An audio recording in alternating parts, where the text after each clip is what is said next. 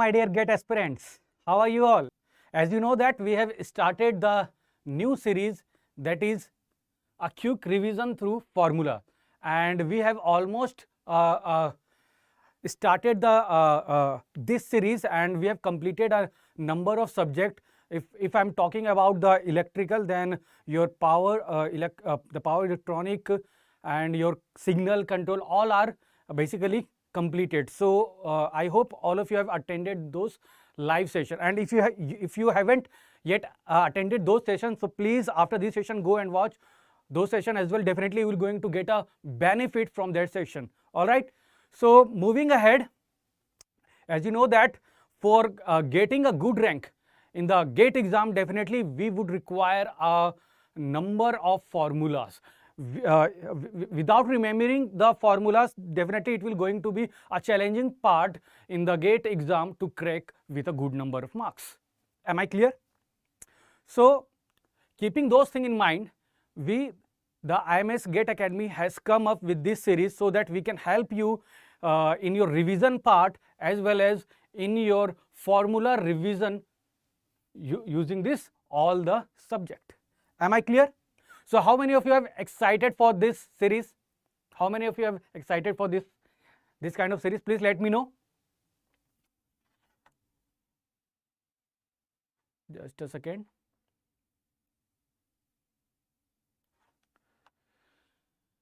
All right. So shall we start this session?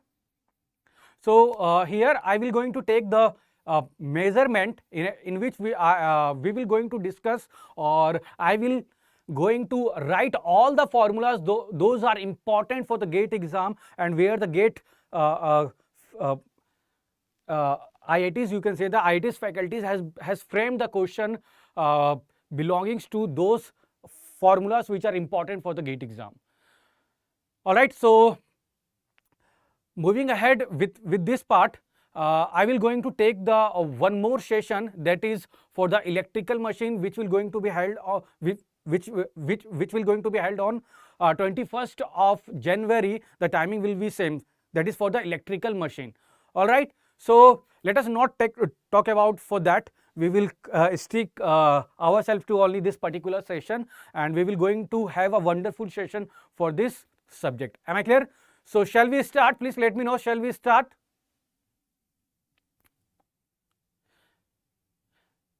Student, please mark your attendance by hitting the like button, and I request you to please share the session link with a friend and your student community so that we will going to have a competitive session over here. All right, Ashutosh Kumar Gupta, EE 4th year.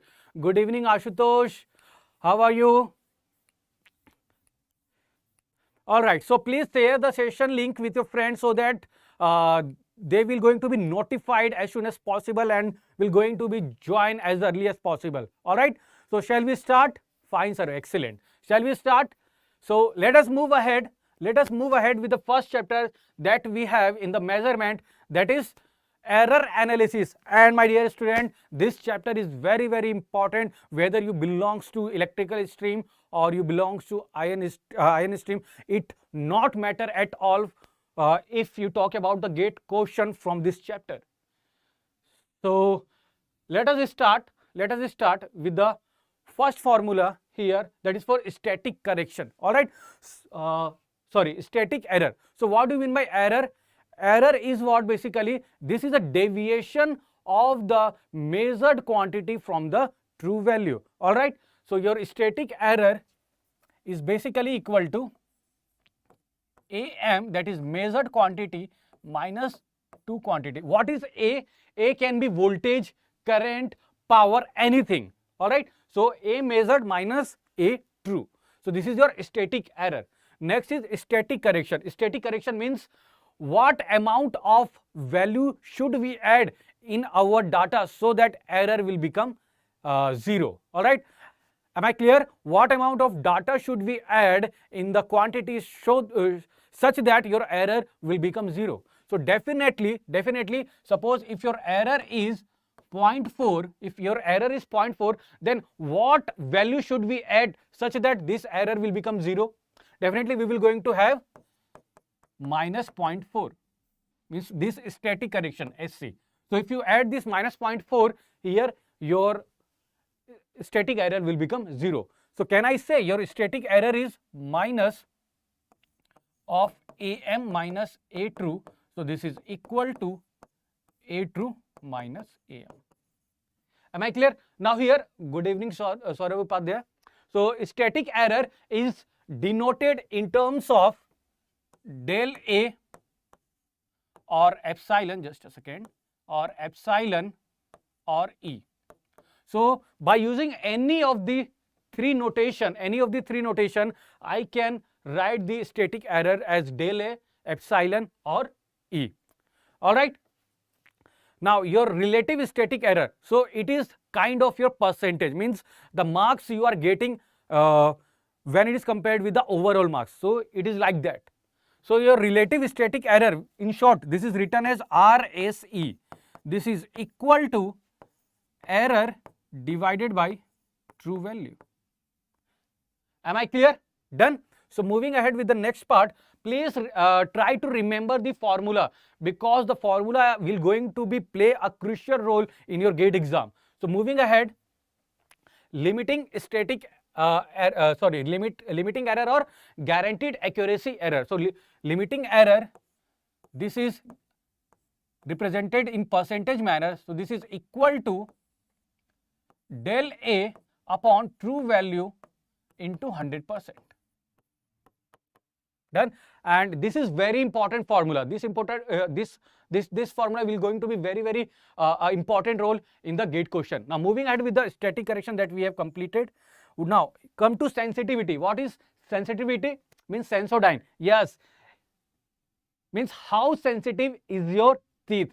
But in our measurement, how sensitive is your instrument. So in our measurement, we require the instrument to be highly sensitive, whereas in the control system, the sensitivity part has to be low, as much as low possible. Am I clear? Ashutosh, Saurabh and Ankit. All right, so moving ahead, the sensitivity is denoted as S, capital S, and this is equal to change in output by the change in input. Okay, so this is the general formula. But if I talk about the formula that we have that we are using in our measurement subject, this is equal to, that is a by default formula, 1 upon IFSD. What is FSD? Full scale deflection. So the full scale deflection current, and if you take the reciprocal of that, you will going to get the sensitivity. Am I clear? So moving ahead with the next part, please guys, please share the session link with your friends so that we will going to have a good session over here. All right, so moving ahead with the next part, that is the combination of the quantities with limiting error. As you know that whatever instrument that has been made are consisting of n number of element in that. So the accuracy of that instrument is depending on the individual element. Suppose if one element parameter is changing inside the instrument, then your accuracy will going to be lost. In the same way, if two or more than two element of that instrument will going to be changed, then your accuracy will going to be lost. So what will be the overall error if you consist the individual error of the element? So here, that is the thing, combination of the quantities. So here I have taken the 4 cases: sum of two quantities, difference of two quantities, product or coefficient of the quotient of the two components, and composite factor. So moving ahead, here the difference of two quantity means, here if your function x, if your function, that is capital X, is denoted as x1 minus x2 or x2 minus x1. So the error in x, the error in capital X, that is del x, is given by the addition of the individual error. Am I correct? Am I clear? The addition of the individual error. So let us take the first element or the first variable will have an error as del x1, and the second element will have an error del x2. So take the magnitude of the both and add both. Am I clear? So please do not forget to write or take the magnitude sign, otherwise you will going to have the wrong answer. So this formula is very, very important.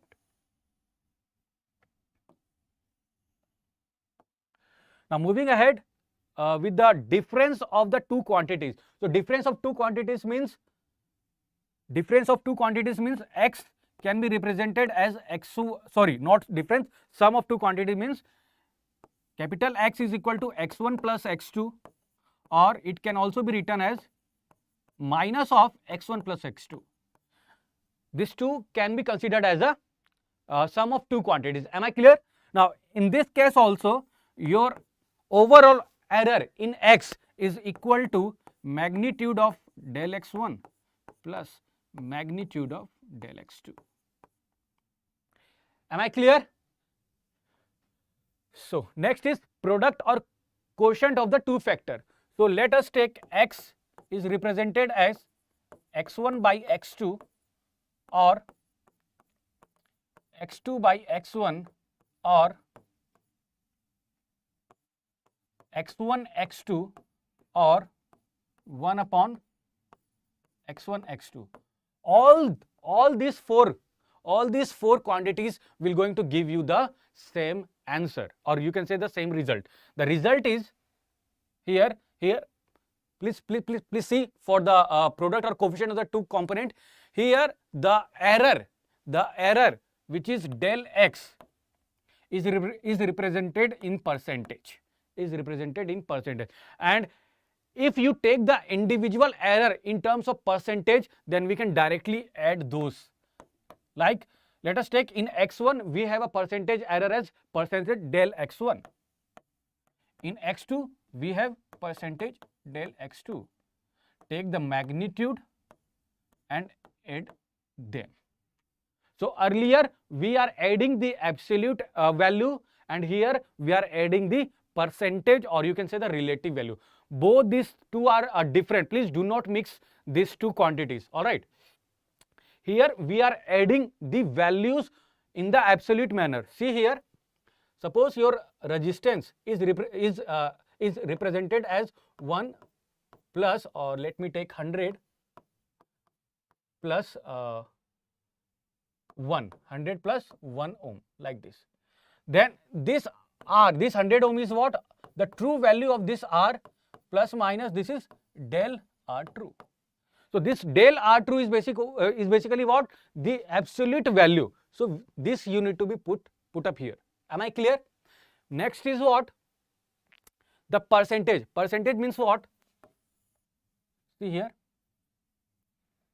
Your R which is given as 100 ohm plus minus 10 ohm. So sorry, not 10 ohm. This is 1 ohm. So this absolute representation can also be represented in relative manner. How? Convert this del R in percentage. So percentage del R is equal to del R upon R true into 100%.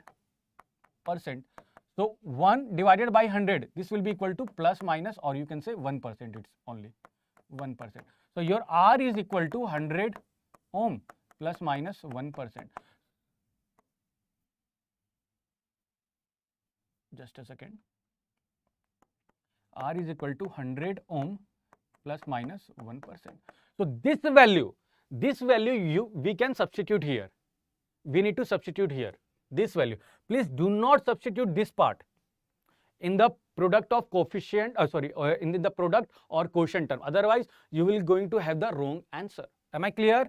So always substitute here the percentage value. Now moving ahead with the composite part. So the composite part means your x is represented as x1 to the power m into x2 to the power n, or x1 to the power m by x2 to the power n, or x2 to the power n by x1 to the power m, or 1 upon x1 to the power m and x2 to the power n. So all this notation will going to give you the same result, which is percentage del x is equal to m times of, see here the power is associated with this m power is associated with the x1. So we need to multiply this m with the error of the same variable, which is into percentage del x1 and take the magnitude plus n into percentage del x2. I hope this is clear to you. Here, this case is the special case of the composite factor. When you compare m and n will going to be 1 for this part. And when you put m as 1, n as 1 here, you will going to get the same result. Am I clear? Any doubt in this? So moving ahead with a generalized formula for the tolerance. So tolerance is also known as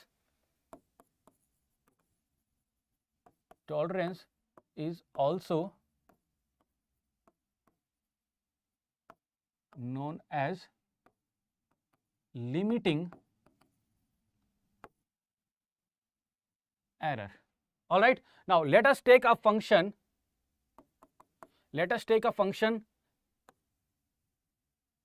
Which is represented by capital X, and we have this capital X is having variable x1, x2, and so on till xn. Then the error in x is represented by del x, and this is given by plus minus partial derivative of capital X with respect to first variable.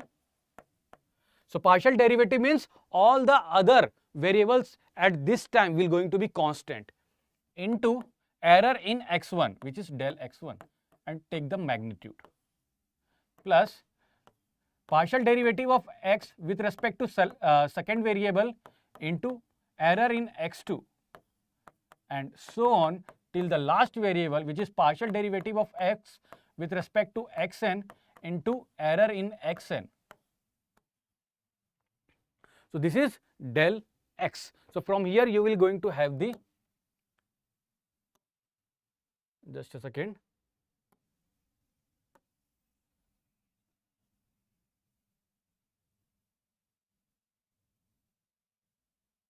Okay.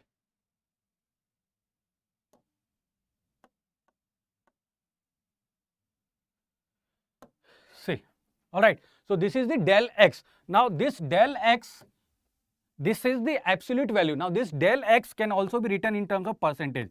So percentage del x is equal to del x, which is the same value which you will going to find here, divided by x true into 100. So I hope this formula is clear to you. This formula is very, very important because in the GATE exam we have seen a question in terms of a resistor in parallel, a resistor in series. So those questions can easily be solvable by using this concept. Am I clear? Now moving ahead with the next part, which is generalized formula for the standard deviation or uncertainty. All right, so standard deviation is also known as uncertainty, and this standard deviation is represented in terms of sigma. All right, so your standard deviation in overall function, that is capital X, is given by root over, see here, plus minus root over, this is the generalized formula. I am taking the same function. Your capital X is equal to function of x1, x2 and xn. So sigma x, sigma is what? Standard deviation in overall function, that is x, is equal to partial derivative of x with respect to first variable x1 into standard deviation in first variable and whole square plus partial derivative of x with respect to second variable into standard deviation of the second variable and whole square, and so on till the last variable del xn into sigma xn whole square. Guys, please share the session link with your friend because I am seeing a less number of students over here. Please share the session with your friend so that we will going to have a good session over here. Done? Alright, so moving ahead, this is the sigma x. Now this sigma x is what represented in terms of your absolute value. Now this absolute value can also be represented in terms of percentage like this. Percentage sigma x is equal to sigma x, the same value, divided by x true into 100%. Done? Clear? So with this, we have completed all the formulas from the chapter 1, that is error analysis. Now let us move to the second chapter, that is measurement of voltage and current, which is also known as measurement of basic quantities. So what are basic quantities in the in our electrical? We have a voltage and a current. So the voltage is measured by the voltmeter and the current is measured by the ammeter. So how we will going to measure and what are the formula for that, we are going to see here. So in this case, the first part is PMMC instrument. So what is PMMC instrument? The instrument which is used to measure the DC values or DC quantities. All right. So the PMMC instrument measures DC quantities. Now the expression for the deflecting torque for the PMMC. What is PMMC? Permanent magnet moving coil. So your expression for the deflecting torque, that is TD, deflecting torque, this is equal to BI, tere bina mere bina bina. All right, TD equal to bina. So where TD is deflecting torque, B is magnetic field intensity, I is current flowing through the wire or through the coil, N is number of turns of the coil, A is area of cross section of the aluminum frame. Expression for controlling torque, that is TC, this is equal to Kc times theta. Kc is spring constant or stiffness of the constant, or you can say the stiffness of the spring, and theta is the deflection. Now expression of the deflection means we need to find this theta value. Now under steady state, your controlling torque is equal to deflecting torque. So from here your theta is equal to bina divided by Kc. So the unit of theta can be given in terms of degree or radian. Done. So this formula is very, very important. So moving ahead with the next part, that is PMMC as an before that, let me give you one more important point over here. So suppose you have a function like this, means f of t, this is equal to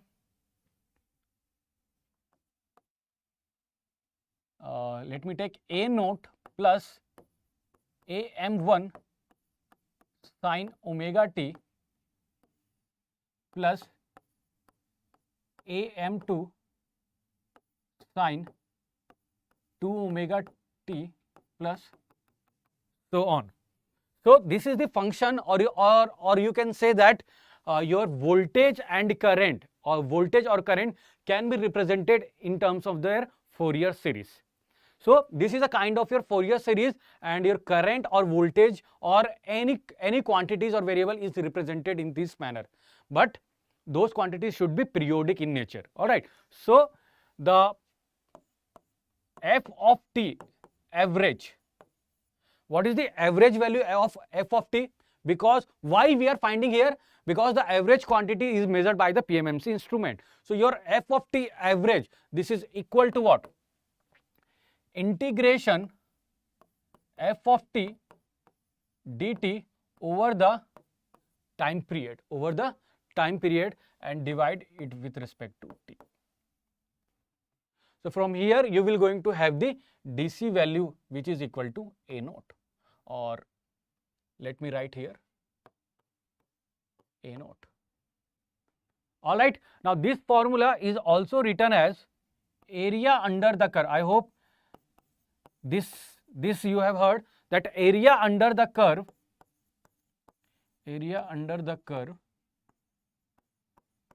divided by time period.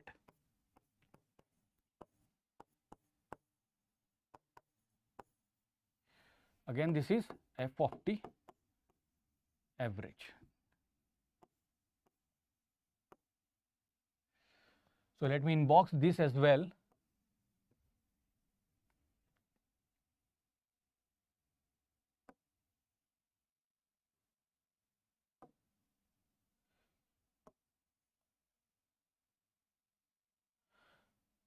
Guys, please remember this two formula, because directly you may get the function in terms of the Fourier series. Then you will going to use this part. All right. So moving ahead with the next part in the PMMC instrument, that is extension of the range. Extension of the range means what? Suppose I have made such a PMMC instrument that that will going to measure a maximum current of, let us say, 5 ampere. Now, if your requirement is of 10 ampere, means if you are operating for a current of 10 ampere, then definitely you will not going to use my instrument, because the maximum value that you can measure by using my instrument is 5 ampere. So what I can do, I can extend the range of that meter, means of mine meter. How? See.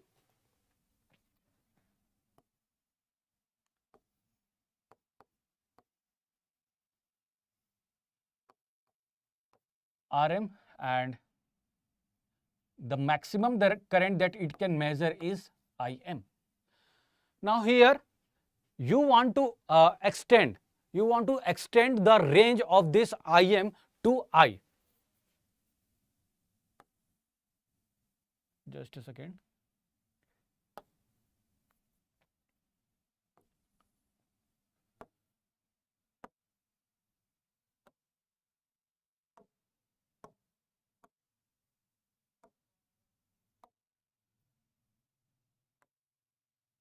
All right, now see here, you want to extend the range of this Im to I. So definitely, if you want to extend the range, then we need to add the resistor in parallel or series. Please answer everyone. If you want to increase the range of current, or if you want to increase the current, then we should add a resistor in parallel or series. In parallel or series, please let me know. Yes, we need to add the resistor in parallel. So let us take this resistor is denoted as RSH. All right. Now, yes, excellent, Ashutosh, excellent. Now assume that your Im was earlier 5 ampere, and this, when you extended the range, this current is now extended to 10 ampere. Now for what value of RSH this current has been extended? So the RSH is equal to internal resistance of the meter, which is Rm, divided by I by Im minus 1. This formula is very, very important, because because basically from this formula you will have a question in the GATE exam. All right. If you see the past year questions, definitely you will see that by using this formula you will be having a good number of questions in the GATE exam. All right. So here I by Im is also known as multiplying factor, means by what value we can multiply such that your Im will going to be increased to I. Am I clear? Now moving ahead with the PMMC as a voltmeter. So just like here, we have extended the range of current. Then if you want to extend the range of PMMC instrument, Rm, this is Im. So here you are measuring, earlier you are measuring this voltage, Vm. Now after suppose if you want to extend the range of this instrument, then we should add a resistor in parallel or series. Then definitely we should add a resistor in series, which is RAC. So once you do this, your range of Vm will going to be extended to V.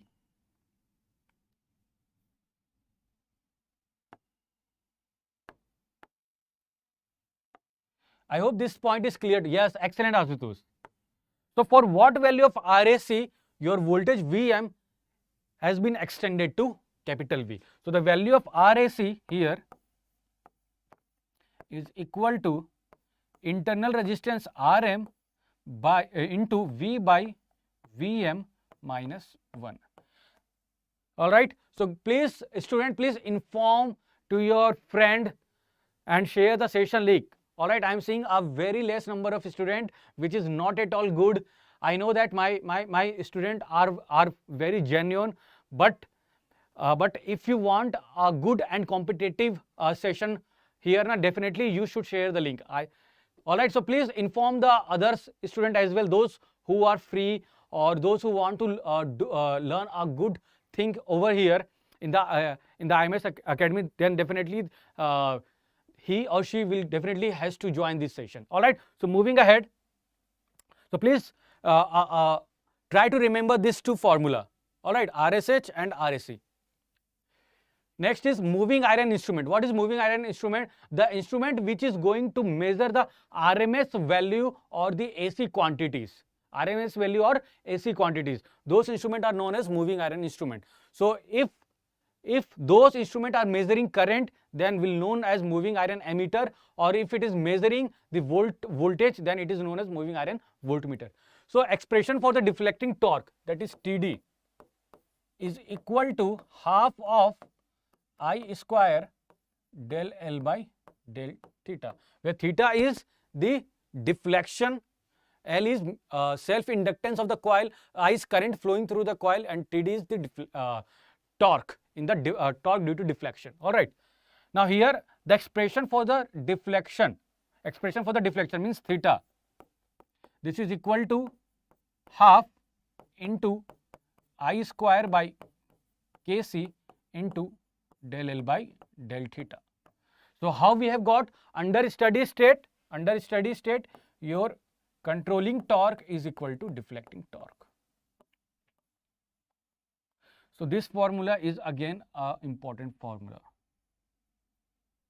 All right. So moving iron instrument as an ammeter. So here if you again want to extend the range of this particular instrument, then definitely we will require some kind of method. So in that we need to add a resistor in parallel. But my dear friend, in this time your coil will going to have the inductance. Earlier we have ignored the inductance. Why? Because we are measuring the DC quantities, and for the DC quantities frequency is 0. So there we have ignored the inductance. But here we are measuring the AC quantities, and AC quantities will have a frequency, and your coil is what? Is a combination of resistor and inductance. So here moving iron instrument, before the extension of the range, is represented like this: internal resistance Rm and internal inductance Lm. Earlier we have ignored this part because of the DC quantity. Now here the current is measuring the maximum value as Im. If you want to extend the range, then you should connect a coil in parallel, which is given as RSH and this is LSH. This is the shunt coil.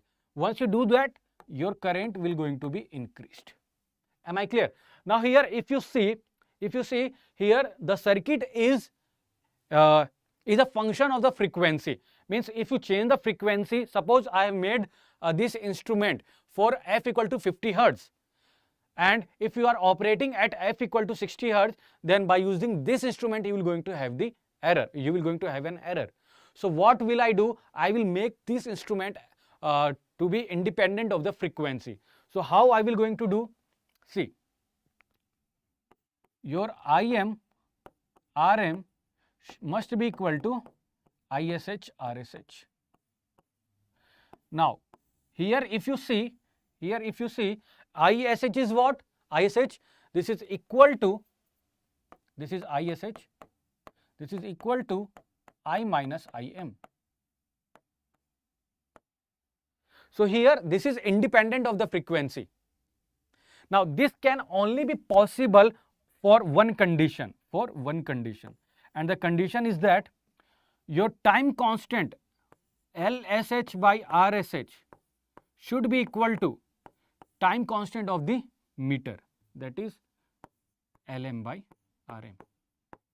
Now if you choose this LSH by RSH such that it's become equal to Lm by Rm, means the time constant of the shunt is equal to time constant of the meter, then your instrument is going to be independent of the frequency, and in that case your equation will be Im Rm equal to Ish Rsh. So here by using these two equation you will have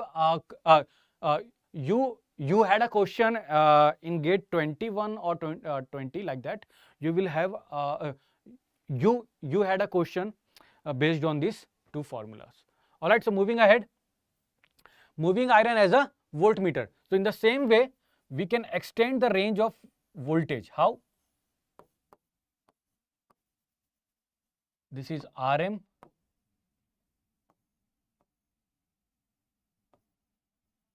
this is Lm, means when the range was not extended, this was your meter, but once you extend the range by connecting a resistor in series, then you will increase, means you have increased the voltage from Vm to capital V.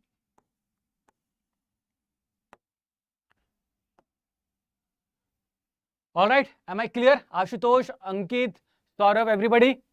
But here if you see, your circuit is now dependent on the frequency. The same situation we have we now occurred as we have occurred for the, as we have discussed in the measurement of the AC current. All right, am I clear? So here this circuit is again dependent on the frequency. Now we need to make this circuit independent of the frequency. So what will I do? What should I do? Here what you can do? You can connect a capacitor in parallel to this series resistor. Let us take this as CSE. Let us take this capacitor as CSE. Why I have taken capacitor? I have taken capacitor because your inductance has to be cancelled. Why? This inductance is having the frequency and this is plus j omega L. So to cancel the effect of frequency here, I must require the opposite nature of that Lm. So what is the opposite nature of Lm? Is capacitor only. So this is the reason why I have taken capacitor. Now the capacitor value CSE here is equal to 0.41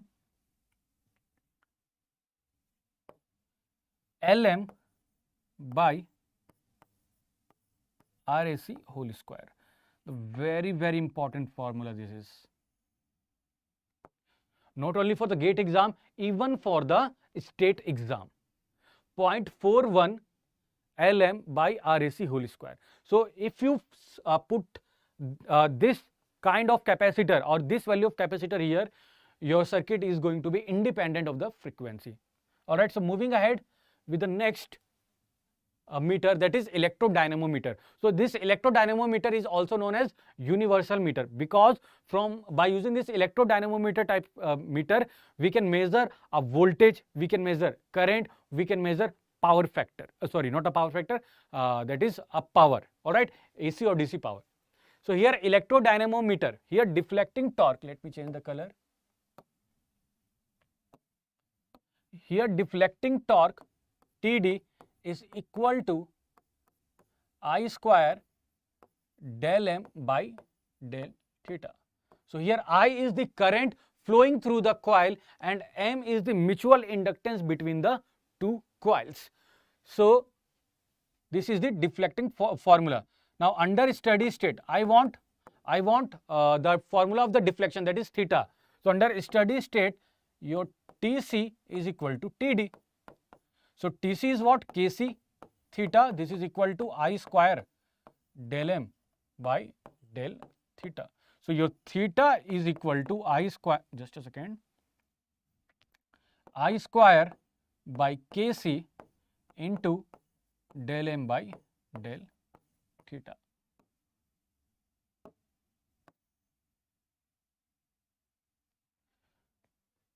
All right, now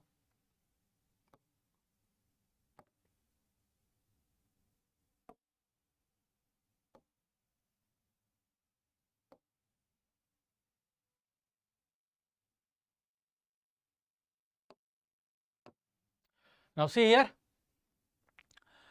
here I is basically means not I, here the coils means the inductance between the two coils. So we have two coils in electrodynamometer named as fixed coil and a moving coil. Now if these two coils are connected in series, let me take here A. If fixed coil and moving coil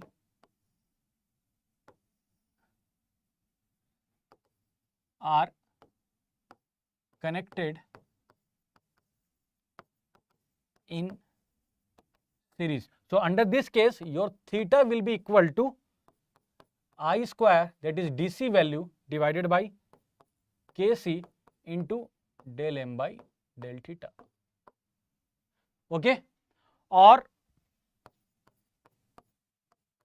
I RMS square by Kc into del m by del theta.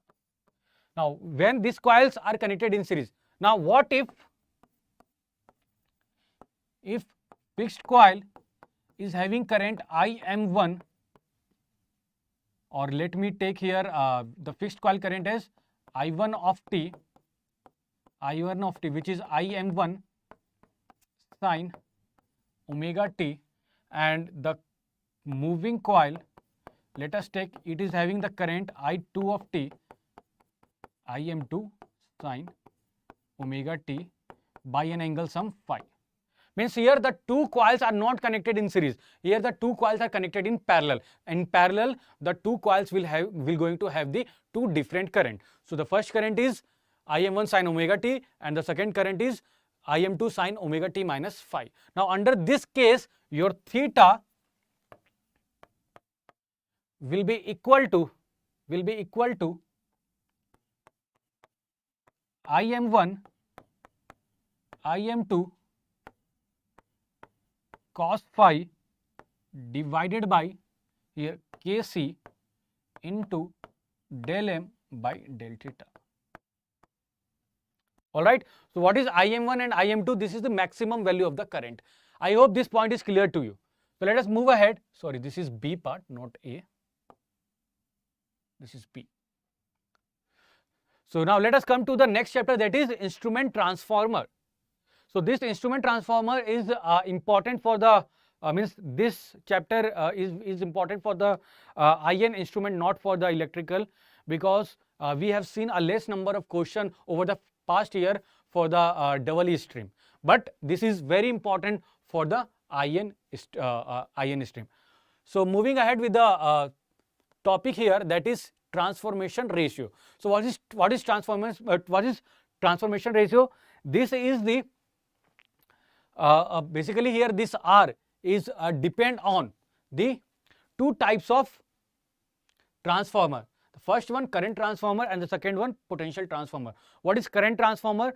The current transformer is the kind of transformer which is or which allow us to measure the high current. All right. And what is potential transformer? This is the instrument which allow us to measure the high voltage. All right. So here the current transformer CT,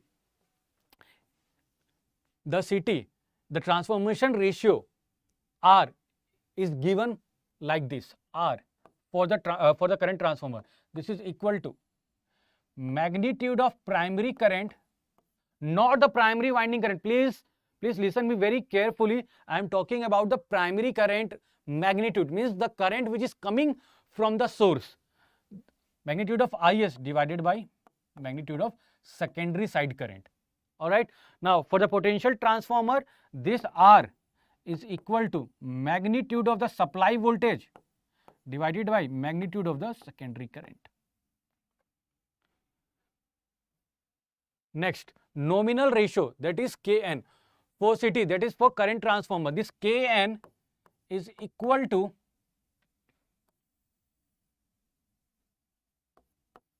rated primary current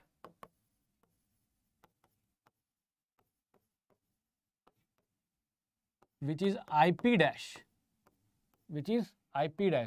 divided by rated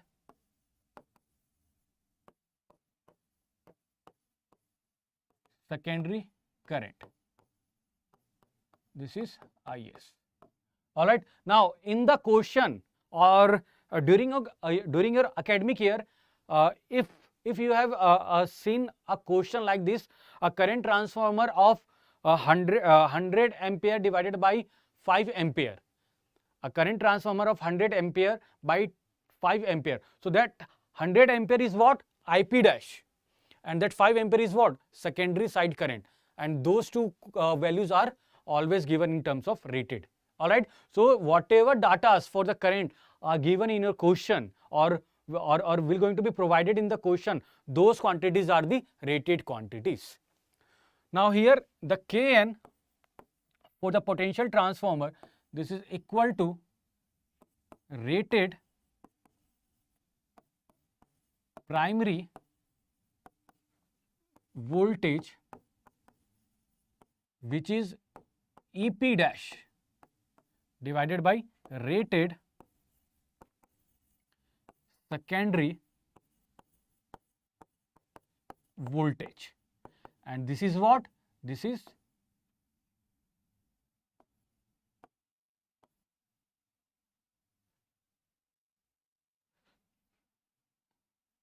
just a second. Yes, means in the transformer you have seen a data like this, 11 kV by 220 kV. So that 11 kV is what? Rated primary voltage, and that 220 volt is what? That is rated secondary voltage. So those data will be provided to you in the question. All right.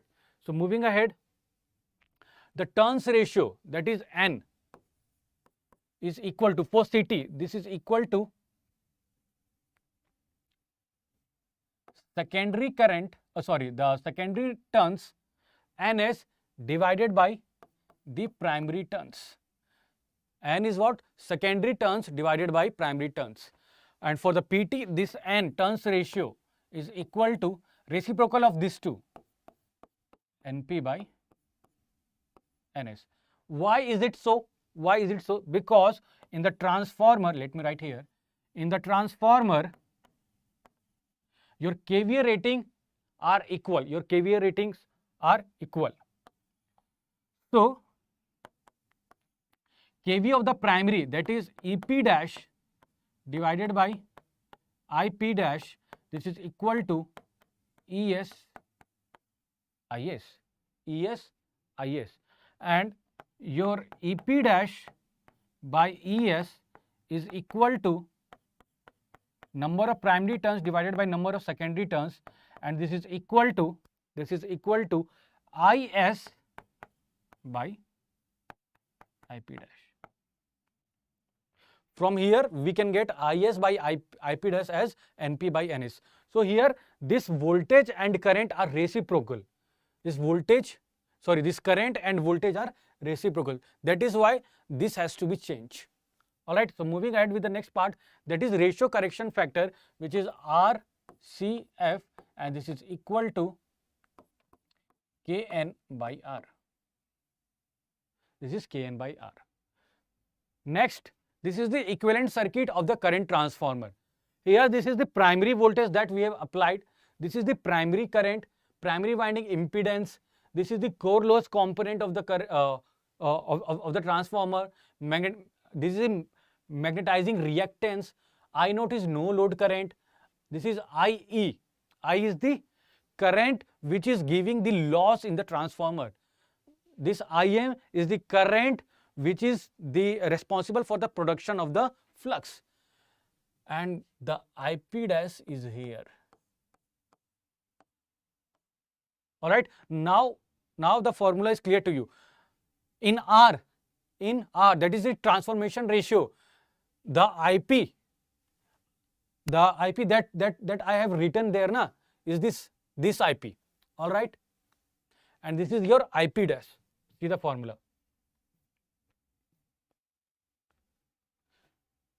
In the transformation, this is magnitude of IP. And what is IP dash? This is the IP dash. All right. I hope this point is clear to you now.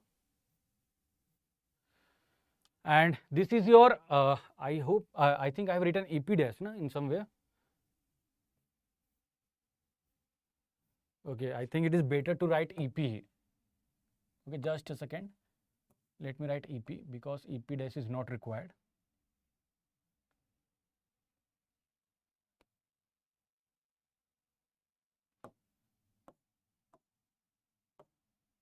Okay.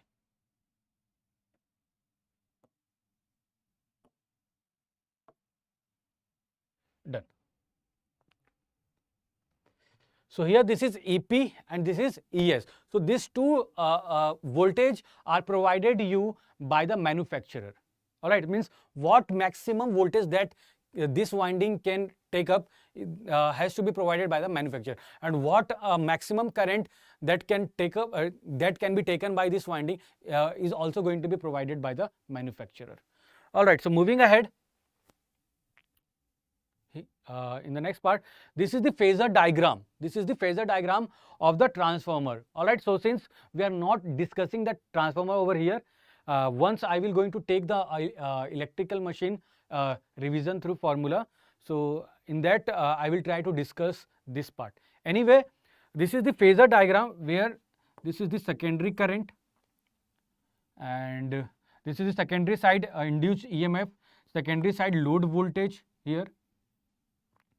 Next, what we have, this is the IE, means this is the component of the current which is giving the losses.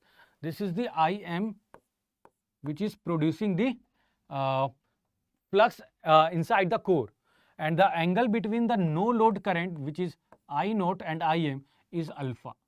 Okay, this is NIS. This is primary current. The current which is coming from the source is the primary current. All right. So please have a good look of this phasor diagram, because if you know the phasor diagram, the formula which I will going to write in the next slide will going to be easily understandable by you. All right. So moving ahead, the transformation ratio R is equal to, just a second.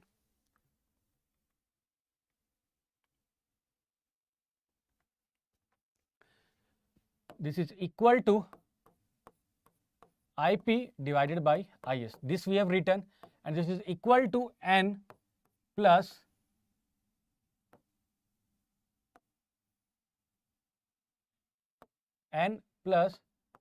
I naught by, just a second, I naught by IS sine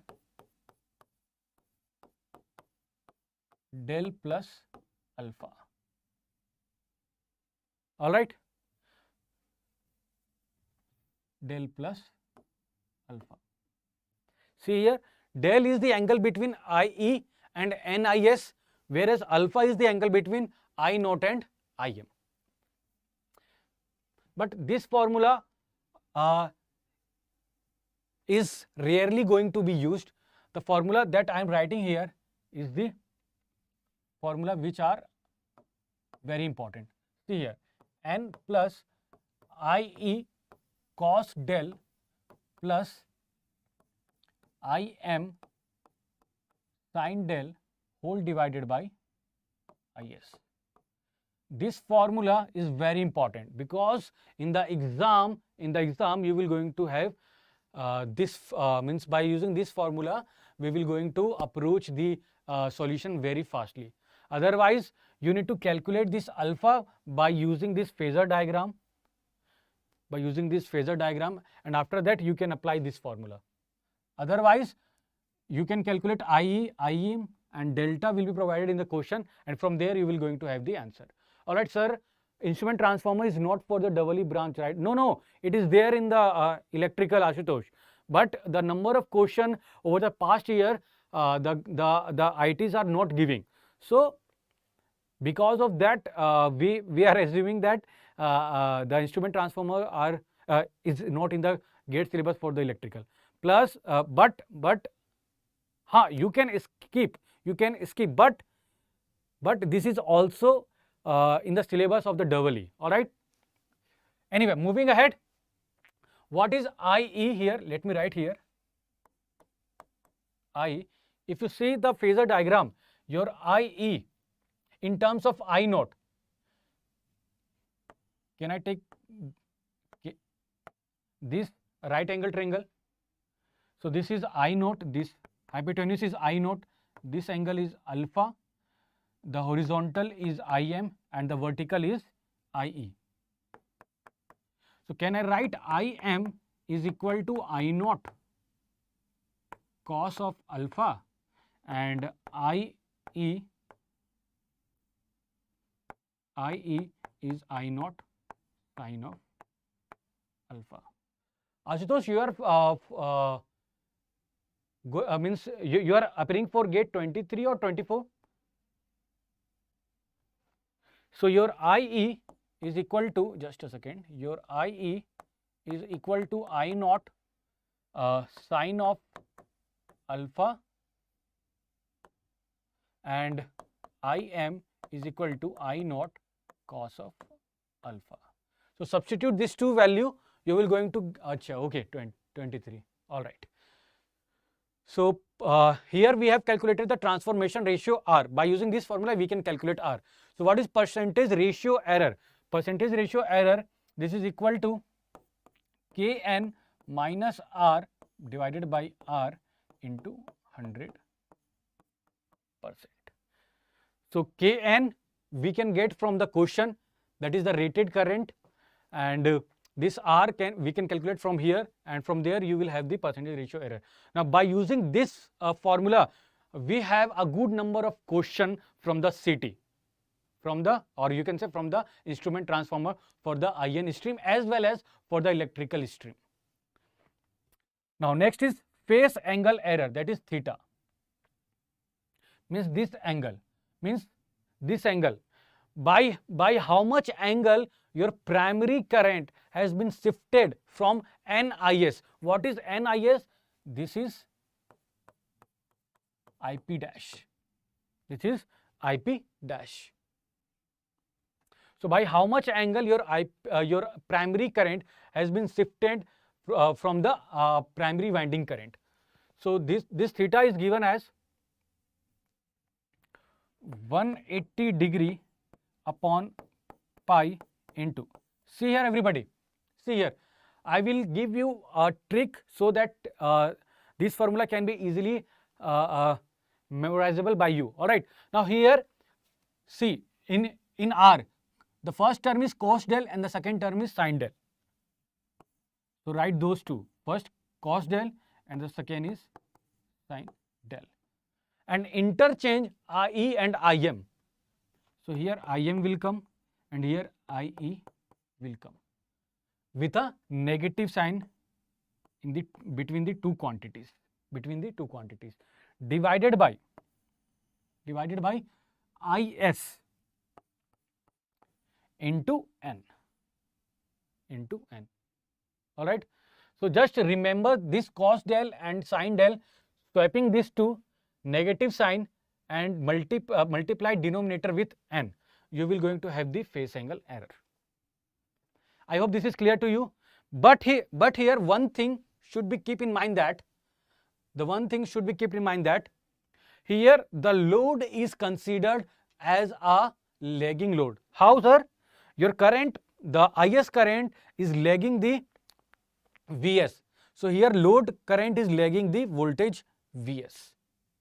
So whatever formula that we have derived is by considering the lagging load. Sir, what will be the formula if we change the load? Means if we change the load to the leading, then what will be the formula? See here everyone.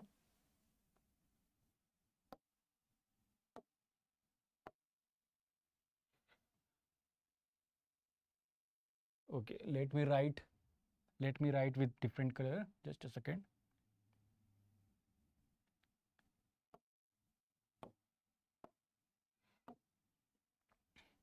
Note. First point. For leading load,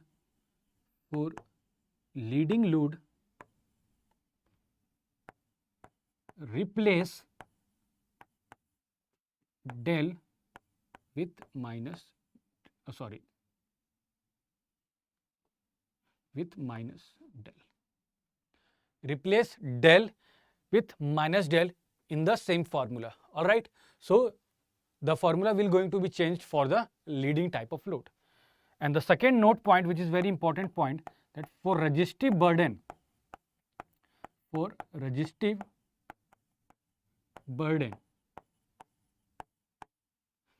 in the instrument transformer, the load is usually termed as burden. Means whatever load you are connecting is termed as a burden. So for the resistive burden, your del is equal to 0 degree. If you remember this 2 point, then all the question will going to be solvable by you. Definitely you will going to solve each and every question from the instrument transformer. All right, so moving ahead, let us come to the fourth chapter, that is measurement of power. So as we know that we have two kind of power, that is DC power and as well as the AC power. So first we will discuss the DC power and later we will move to your AC power. So under the DC power, we have one method, means we have a first kind of method, that is voltmeter ammeter method, which is VA method, also known as VA method. Now here the true power that is measured by the resistor. Here this is a load. Here this is a load. All right. So this load will going to give you the true power. So the true power is equal to load voltage, which is VL and IL. Means the voltage across this load and the current through this load. So VL IL. Now this is the true power. What is measured power then? Means what will be the power that will going to be measured by the instrument. So the power is a combination of voltage and current, na? So we can measure the voltage by using voltmeter, which is V, and we can measure the current by using ammeter, which is A. Now if you look at here, your V is what? Basically voltage across the ammeter plus voltage across the load. So can I write V as VA plus VL into this ammeter will measure the current IL, that is load current. So here VA is equal to IL into RA. So IL square, let me write small ra plus, means here instead of writing capital R, let me write small r. Why I am saying this? I will reveal this once we will going to have the formula. IL square RA plus VL IL. If you know this, means if you know that why I have replaced capital RA with small ra, please comment in the comment box. If you know the reason for this particular thing, that why I have replaced capital R with small r, then please write in the comment box. All right. So here this P measured will be measured by this two instrument. Now if you see here, you will be having some extra power, not the true power. Here the true power is what? This is the true power, in which you will be going to have an error, because the true power is VL IL. So the error is equal to P measured minus P true, and this is equal to IL square RA. So this will going to give you an error.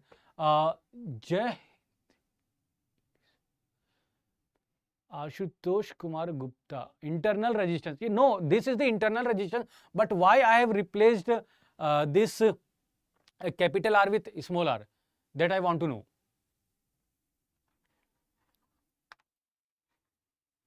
Just a second. Let me block this person.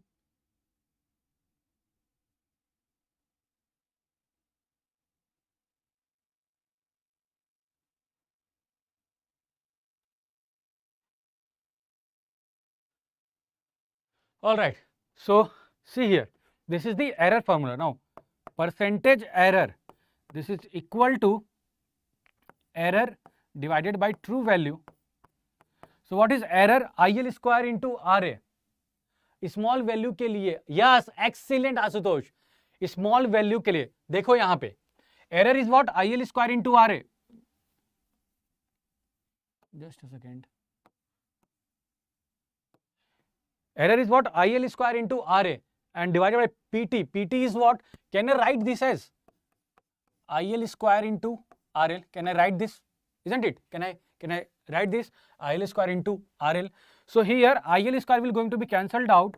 You are left with, okay, into 100%. So this is equal to RA upon RL into 100%. Now if you see here, your error depends on this resistor. Your error depend on this RA. What is RA? Internal resistance of this ammeter. Now in our circuit or in our measurement circuit, what we want? We want error to be large or to be small. In the measurement, what we want? We want our error to be large or small. Definitely we want our error to be small. So if you want error to be small, then resistance RA has to be small. Excellent, Ashutosh. Resistance RA has to be small. So if you're writing this R, internal resistance of the ammeter, in capital letter, this means that this capital letter signifies high value of the resistor. Whereas if you represent this R with a small letter, will give you the idea about that your resistance will going to have a low value. This is the reason why I have wrote here with means I have replaced capital R with small r. I hope this is clear to you. All right. So moving ahead with the next method, that is ammeter voltmeter method. Earlier we have voltmeter ammeter method, but now we have ammeter and voltmeter method. So here the true value is equal to, see here, this is, okay, please do not consider this as RL into VL. The load is RL and the voltage here is VL, and the voltmeter resistance let us take as RV, and here IV, the voltmeter current IV is equal to load voltage, isn't it? Load voltage divided by voltmeter resistance. So P true is equal to VL IL or IL square RL, or it is also equal to VL square by RL. This two thing all is also written over here, VL square by RL. Okay, now the true value, now the measured value, the voltmeter reading V into ammeter reading. What is voltmeter reading? That is the load voltage. And what is ammeter reading? This is the ammeter reading which consists of two current, IL plus IV. All right. So Ashutosh, sir VM equal to V0 plus VI कैसे हुआ, एक बार repeat previous. Okay ठीक है आशुतोष. देखो आशुतोष, मैंने क्या बोला, यहां पे KVL लगा दो. Just a second, this is okay.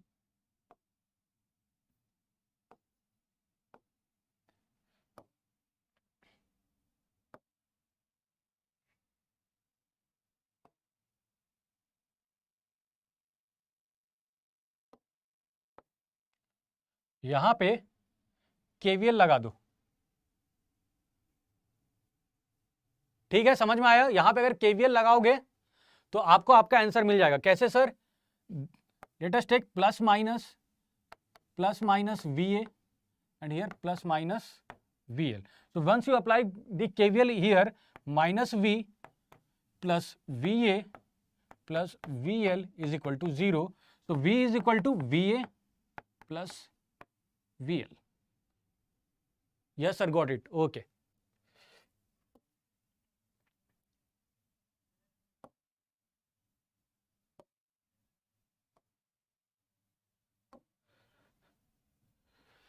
Come here. So this ammeter reading is IL plus IV. So what is IL here? Can I write IL as VL by RL?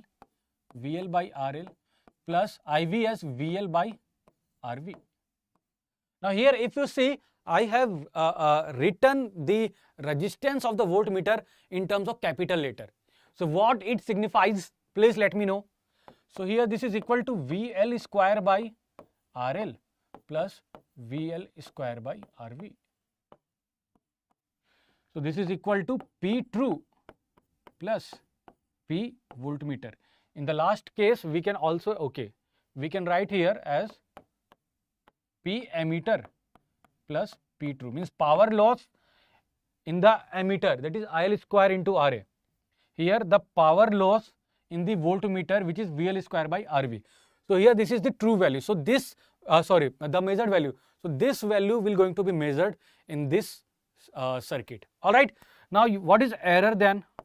Error is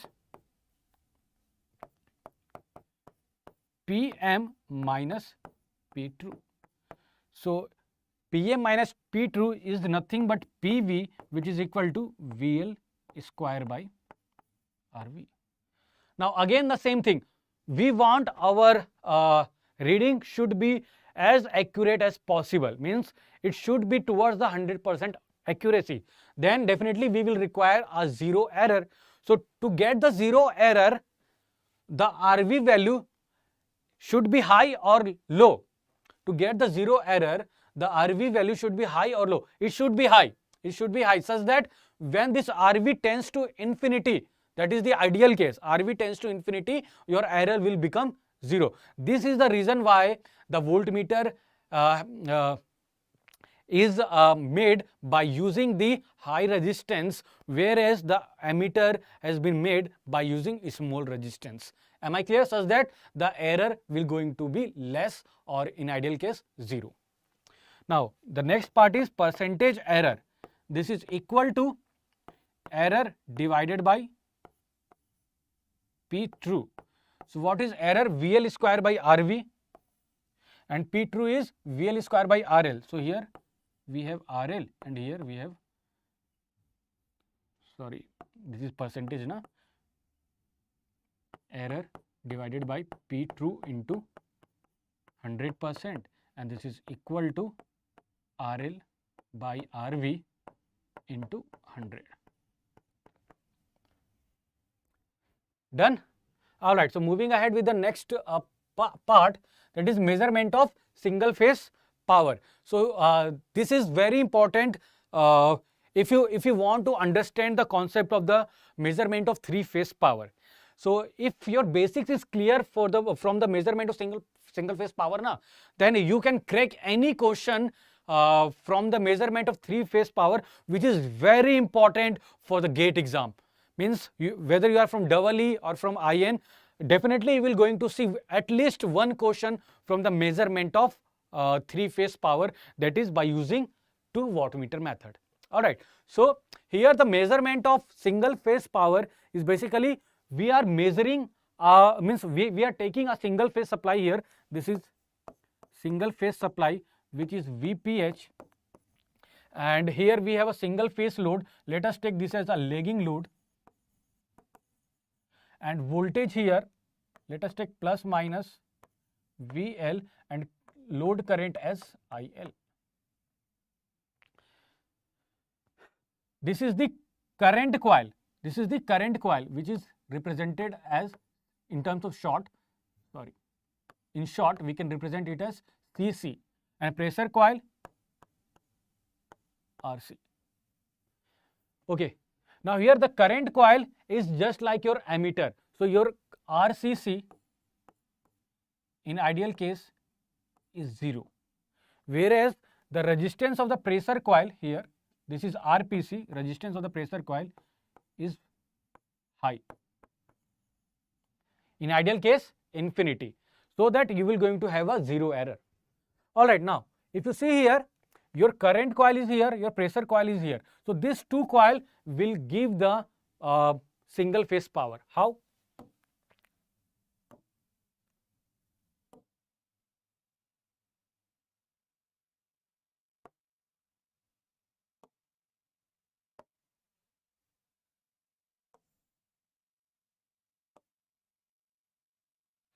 Just a second.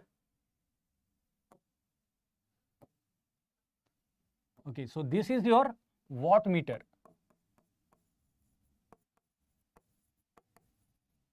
which is measuring a power, let us say P, which is measuring a power P. Now look at here, Ashutosh and everybody, look at here. Your power P is measured by, in the single phase power is having the formula VL IL cos phi, isn't it? The true value of the power is what? VL IL cos phi. So we require voltage which is going to be measured by the pressure coil, which is VPC, voltage across the pressure coil. So the voltage from this end to this end is the VPC. All right, is the VPC. Let me write over here.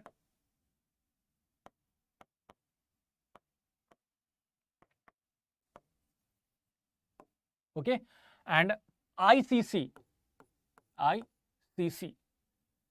What is ICC? Current through the current coil, ICC. And cos of angle between VPC and ICC. Now, if you look at here, your VPC,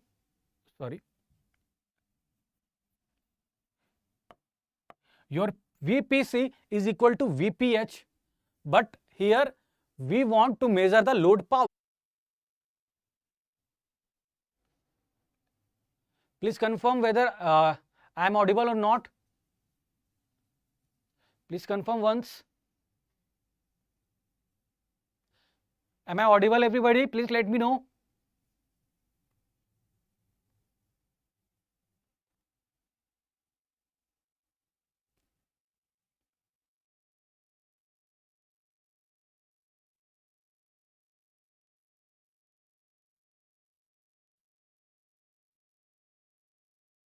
Okay, all right. Sumedha Shah, yes, okay. Now see here, this is the formula which we need to remember. This formula is very important. This formula means how we can measure the voltage by measuring the voltage across the pressure coil and current through the current coil, and voltage between the VPC, the angle between the VPC and ICC. All right. So this is what? This is the true power of the single phase load. Am I clear? So moving ahead, that is the true power, which is equal to VL IL cos phi. All right. Now here, this is not the true power, sorry.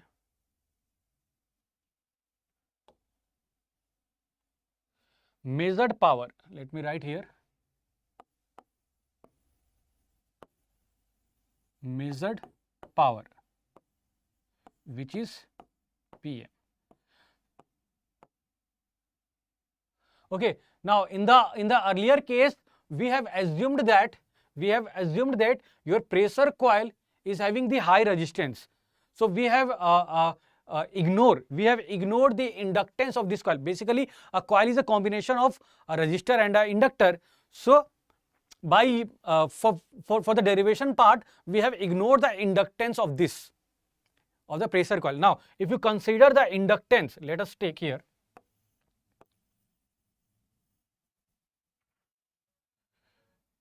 This is ZPC, impedance of the pressure coil, which is having inductance LPC and a resistance RPC here. Means this resistance RPC. All right, and let us take the angle between LPC and RPC will be beta. Beta is tan inverse omega LPC divided by RPC. Good evening, Vipin. All right, so beta is the angle between omega LPC divided by RPC. That is the impedance angle of the pressure coil. It is also known as impedance angle of the pressure coil. So your measured power PM is equal to VL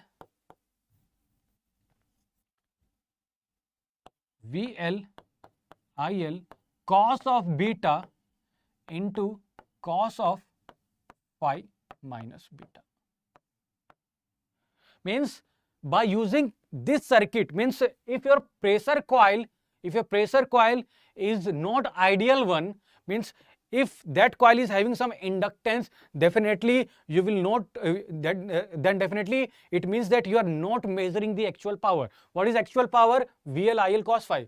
Rather you are measuring this power VL IL cos beta into cos phi minus beta. Alright, so why this is happening? This is happening due to impedance angle of the pressure coil. Done. So this is the measured power. So moving ahead with the next part, that is a correction factor. What for the lagging power? This is correction factor for the lagging power factor. What is correction factor here? Correction factor is P true divided by P measured. So this is equal to cos of phi upon, see here, when you divide these two parts, VL IL will going to be cancelled out, isn't it? Divided by cos of beta into cos of phi minus beta. Now this is for the lagging load. What about the what if the load is leading? For the leading load, replace beta with minus beta. Replace beta with minus beta. So P true by Pm, this will be equal to cos of phi cos of beta, means cos of minus beta is what? Cos beta only, into cos of phi beta, and here plus sign will come. For the leading type of load, here the measured power that which I have written here now, that I have considered for the lagging type of load. As I told you that we have considered a lagging load. But what if the load is leading? This minus sign will be replaced with, sorry, will be replaced with plus.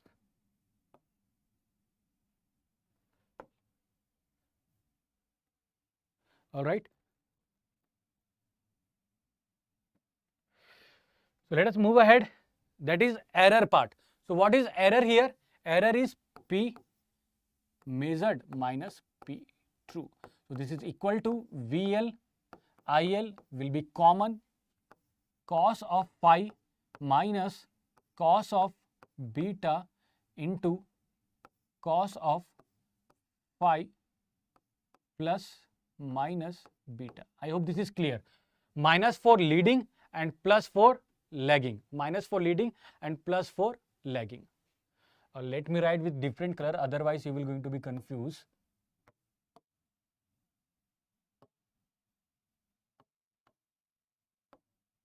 Plus and minus, sorry.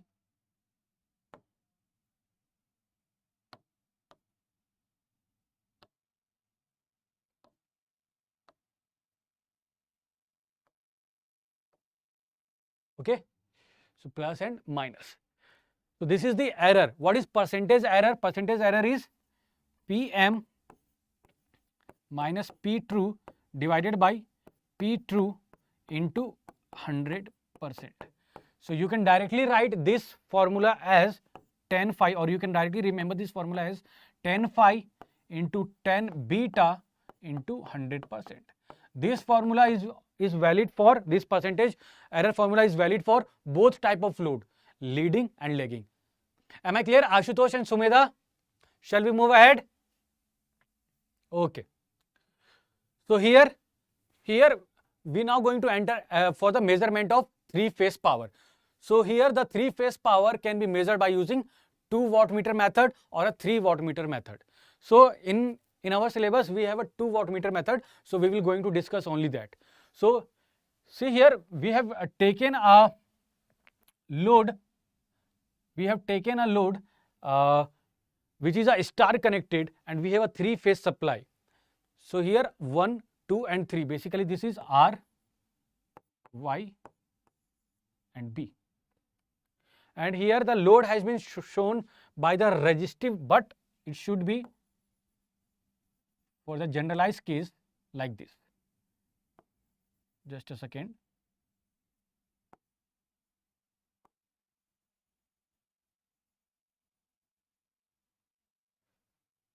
I hope this is easily visible, na? Okay. So we have resistor and we have a inductance. All right, that is the impedance of the load. This is a load.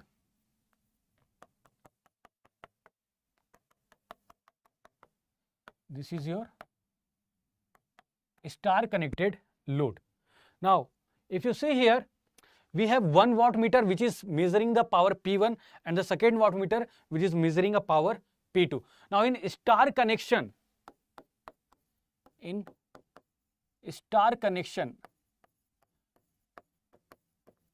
two points you need to keep in mind.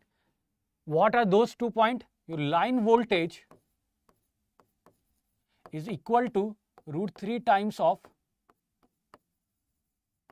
phase voltage, and this is the 1 point, and the second point, your line current is equal to phase current. Done. So what is line voltage here? The voltage between the two lines are known as line voltage. See here, this R to neutral, this R to neutral is one line, Y to neutral is second line, and 3 to neutral is the third line. So from 1 to 3 we have a voltage V13 which is known as line voltage. Similarly, between these two, V23 which is VL. And similarly, here also between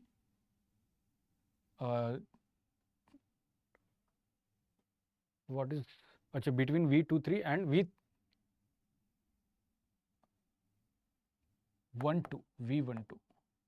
This is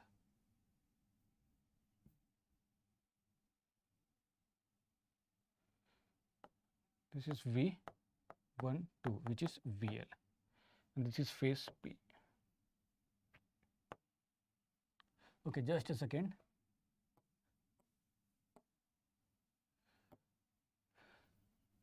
This is V31. Okay. So this is the line voltage. What about phase voltage? The V1, V2 and V3. These are the phase voltage. So considering the ideal situation, considering the balanced condition or a balanced system, your V12,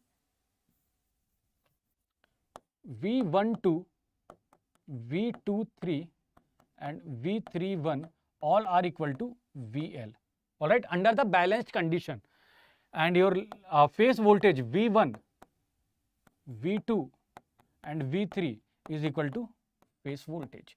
So from this condition or from the statement 1, can I write your V1, sorry, not V1, your VL is equal to √3 VPH. All right. Now, next is the current of the line is equal to phase current. Now, if you see here, this is one line, this is one line. So your line current and the current which is entering into the phase, which is I1, these two are equal because these two current are flowing over the line. So these two current are equal. So this is the reason why in star connection line current is equal to the phase current. So can I say your IL is equal to I1 is equal to I2 is equal to I3. Done? Clear? But how we will going to measure, means after knowing this, how we will going to measure this P1? That is wattmeter reading 1. Now see here everybody, please look at here. P1, just a second.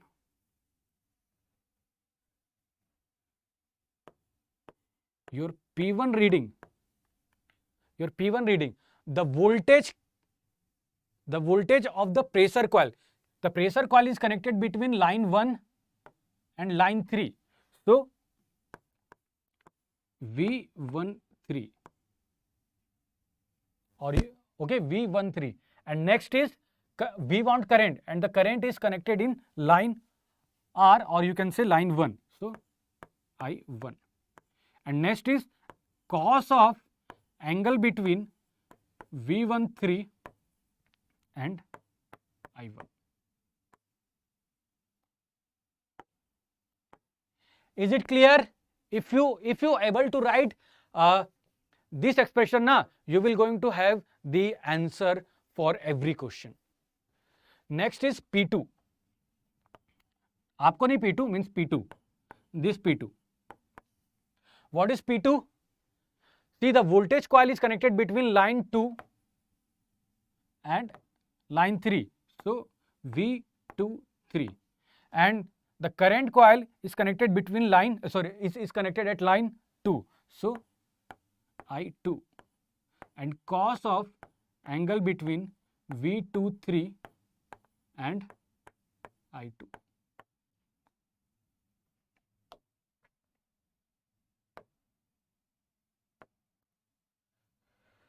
Am I clear? So this 2 point is very, very important. Let me encircle this.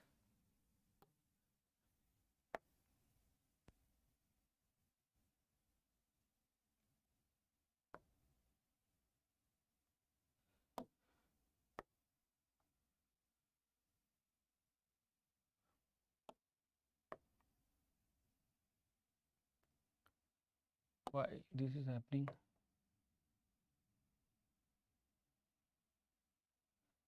Okay, just a second, just a second.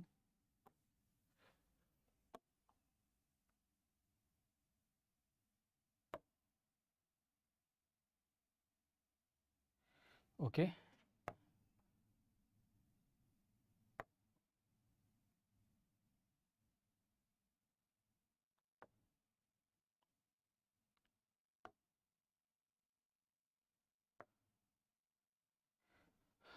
Done. Okay, so this two expression is very, very important. So moving ahead with the formula, that is P1 means what value that it can give, means the expression for P1. So P1 is equal to line voltage VL, line current IL, and cos of 30 degree minus phi. What is phi? Phi is the load angle. Sufal Shadar. Sir, only 2 PDF received. Sufal, please contact to the technical team. They will going to help you out. All right. So P1 is VL IL cos of 30 minus phi. P2 is VL IL cos of 30 degree plus phi. So phi is load angle. Please remember, phi is load angle. What is active power? Active power is the power measured by the 2 wattmeter, that is P1 plus P2. So in the three phase circuit, what is active power? This is root 3 VL IL cos phi. And even if you add P1 and P2, you will going to have this formula. So this is the 3-phase active power of the 3-phase type of load. What is reactive power? Means if you subtract these two, P1 and P2, you will be having the formula as VL IL, just a second, VL IL sin phi. Now this formula is the reactive power formula. Everybody please let me know whether the reactive power formula for the 3-phase is correct. No, this is not correct. Sir, the one term is missing from this expression. What is that term? A root 3 term is missing from the question. Means if you going to subtract this P1 and P2, you are not actually calculating the 3-phase reactive power. You are only calculating VL IL sin phi. Please do not say that this is a single phase reactive power. All right. Here this is the line voltage. So to get the reactive power, we need to multiply with root 3. So in the exam, please listen me very carefully. In the exam, if they are asking that what will be the power measured by, means the reactive power measured by using this 2 meter, then you will use this formula. All right.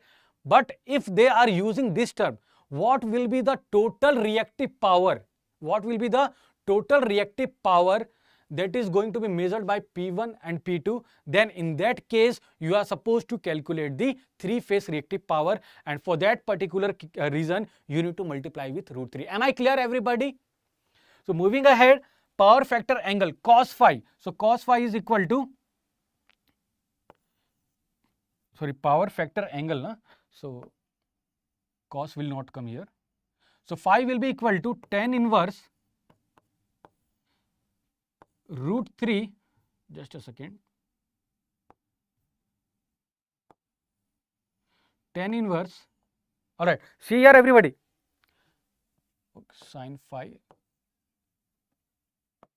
this is VL, this is IL. Okay, so tan inverse P1 minus P2, P1 minus P2, P1 minus P2 divided by P1 plus P2. All right, and we are need to multiply one term, that is root 3. All right, why I have written in a green color? Because most of the time student used to forget or used to write forget to write this root 3. Root 3 is very important, or else you will going to have the incorrect answer. So always multiply with root 3 in P1 minus P2 upon P1 plus P2, so that you will going to have the correct phase angle, which is phi. Now how to calculate this power factor cos phi? So cos tan inverse root 3 P1 minus P2 upon P1 plus P2.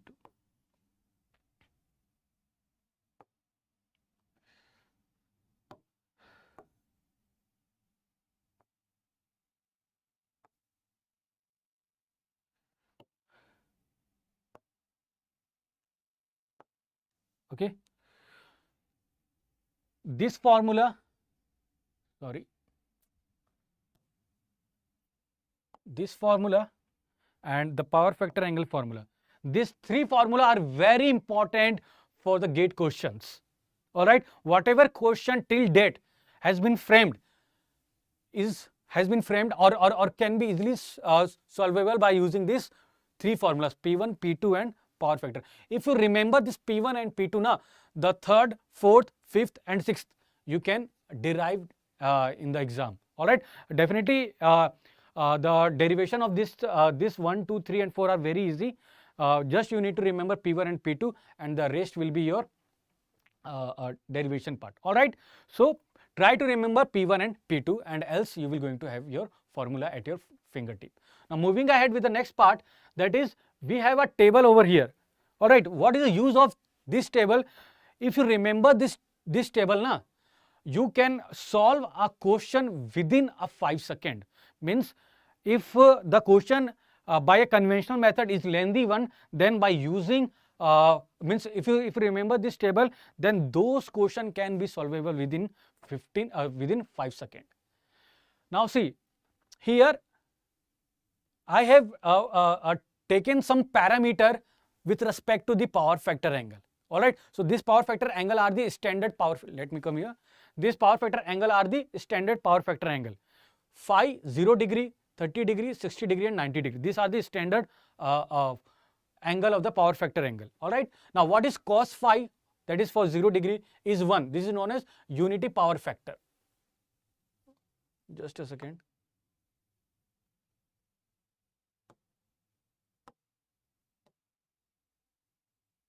Okay, so this is unity power factor. Now P1 we have written VL IL cos of 30 minus phi. So substitute phi as 0 degree, you will get VL IL cos 30. So cos 30 is what? Root 3 by 2, which is VL IL. Amit Goyal. Very useful table, sir. Will definitely help in saving time in the exam. Thank you, Amit. All right, so moving ahead, P2 is equal to VL IL cos 30 plus phi, that we have derived. So phi equal to 0 degree will give you root 3 by 2 VL IL, and total power is root 3 VL IL. And the comment is that when the power factor angle, please listen me very carefully, when the power factor angle phi is 0 degree, then two wattmeter or both wattmeter will give equal reading. All right, so either they will provide this statement or they will give phi equal to 0 degree. So from there we can judge that, or we can say that both wattmeter will gives an equal reading. Am I clear? And similarly for the 30 degree, one wattmeter will read half of the other. See here, P2 is half of your P1. All right, if your power factor angle is 60 degree, then one wattmeter will read 0. And if the power factor angle is 90 degree, then one meter reads equal and opposite of other. So VL IL by 2, here minus VL IL by 2. So can I say your P2 is equal to minus P1. So please remember this table. Let me come to some side. Okay, so please take a screenshot of that on a count of 5. 1, 2, 3, 4, 5. All right. So try to remember the table. Definitely it will going to save more number of time in the GATE exam. All right. So we have done with the chapter 4, that is measurement of power. Now let us move to the next chapter, that is measurement of energy. So this measurement of energy is not very important for the GATE aspirants for the EE and IN, because we have not seen a good number of questions over the past year from this topic. All right, but anyway, we will have to discuss the formula, क्योंकि क्या पता कब GATE exam में कौन सा question आ जाए. All right, so let us discuss the formula from the energy meter. Energy meter constant, which is represented as MC or capital K, represented as MC or capital K, and this is equal to number of revolution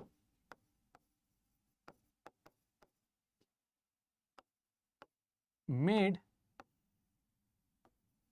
by aluminum disc or simply disc whole divided by total energy consumed.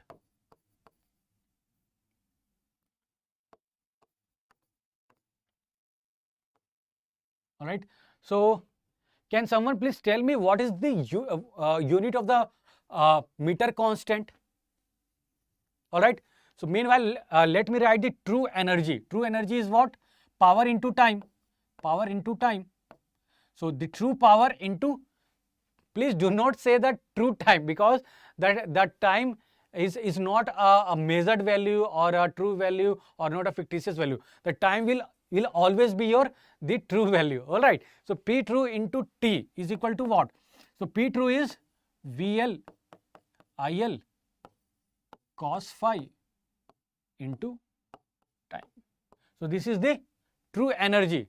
Now what about the measured energy? Measured energy means this can also be written as VL IL sine of 90 degree minus phi into T. Please write the unit, everyone. Please write the unit of meter constant. So measured energy EM, this is equal to P measured into T.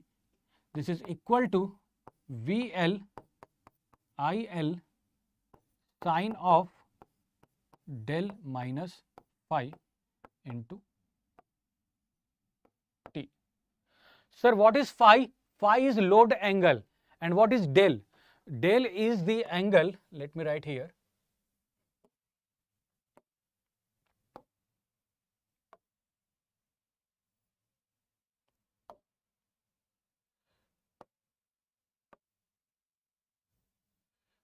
Just a second.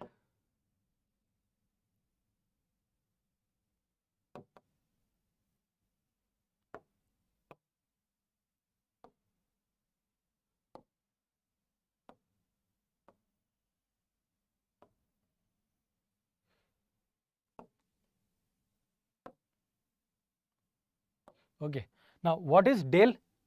Del is Ashutosh, revolution per kilowatt hour. Excellent, Ashutosh. So let me write here as well. The unit is revolution per kilowatt hour. Excellent, Ashutosh. Excellent. So here, what is del? See, this is voltage of the pressure coil, which is equal to load voltage VL, and let us take the current IL is lagging by an angle phi. by an angle phi. And this load current is measured by the current coil. Now, if the pressure coil current is not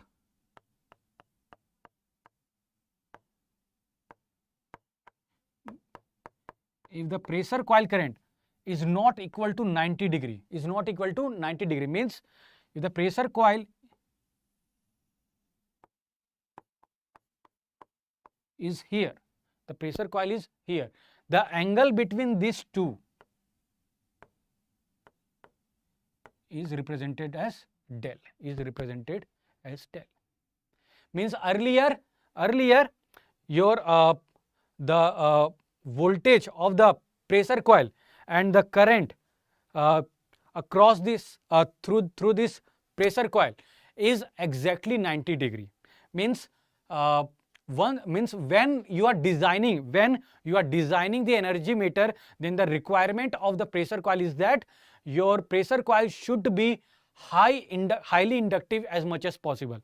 Please do not confuse this with the wattmeter. In the wattmeter, the pressure coil should be highly resistive, but in energy meter, the pressure coil must be highly inductive. Am I clear? So, for the ideal case, the voltage between the angle between VPC and IPC has to be 90 degree for the ideal case. This is the reason why I have written 90 degree minus phi. What is 90 degree minus phi? This is the angle between the IL and IPC. This is del minus phi. What is this angle? This is the angle between ICC and IPC. Am I clear? So, if your angle is 90 degree, then the angle between IL and ICC will be what? 90 minus phi, which is the true value. But if your pressure coil is not purely inductive, then the term del will going to be introduced. Alright, so this is the measured energy meter. So, moving ahead. The error part, what is error part? Error part is P measured minus P true. Oh, sorry, this is energy, na? Energy measured minus energy true. So, taking VL common, see here, VL will going to be common. So, measured will be sine of del minus phi minus sine of 90 degree minus phi. You can also write here cos phi, but I am taking the reference here, means I have written sine here. So, means for the reference purpose, I have also written here sine. Okay, and we need to multiply with t. Now, the percentage error will be what? EM minus E true divided by E true. This is equal to VL and this time will going to be cancelled out. So, you are left with sine of del minus phi minus sine of 90 minus phi upon true value, which is sine of 90 degree minus phi. All right. Now, this formula has been derived by considering the load as a lagging load. But what if the load is leading? Replace phi with minus phi. For leading load,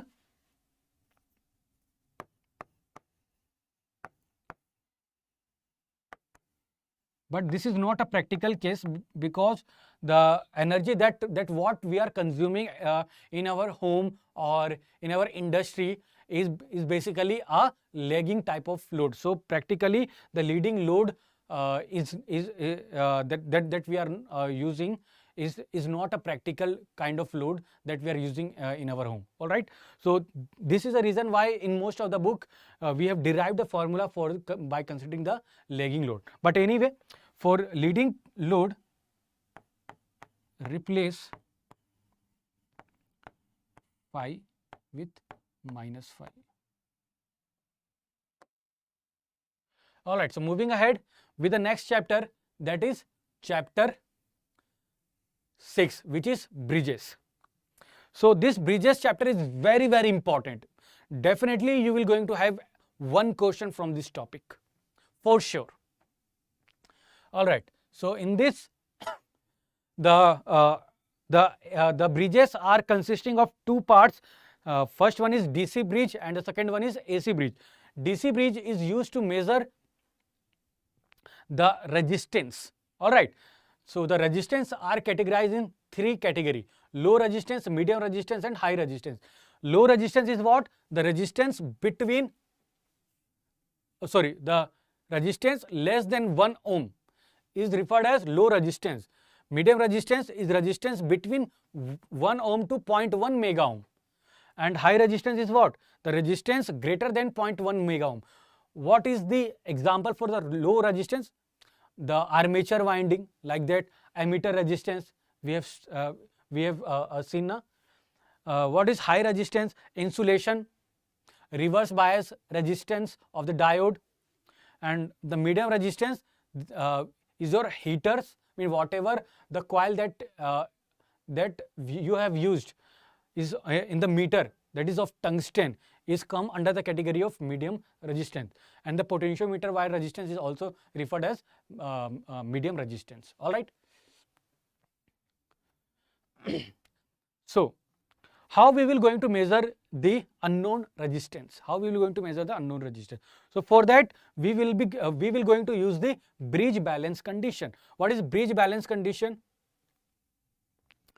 In the bridge balancing condition means if the bridge is balanced, then the current through this detector, or you can say galvanometer, is equal to 0 degree.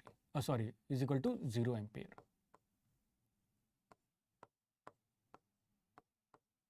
Means if the bridge is balanced, the current flowing through the detector or through the galvanometer is 0 ampere.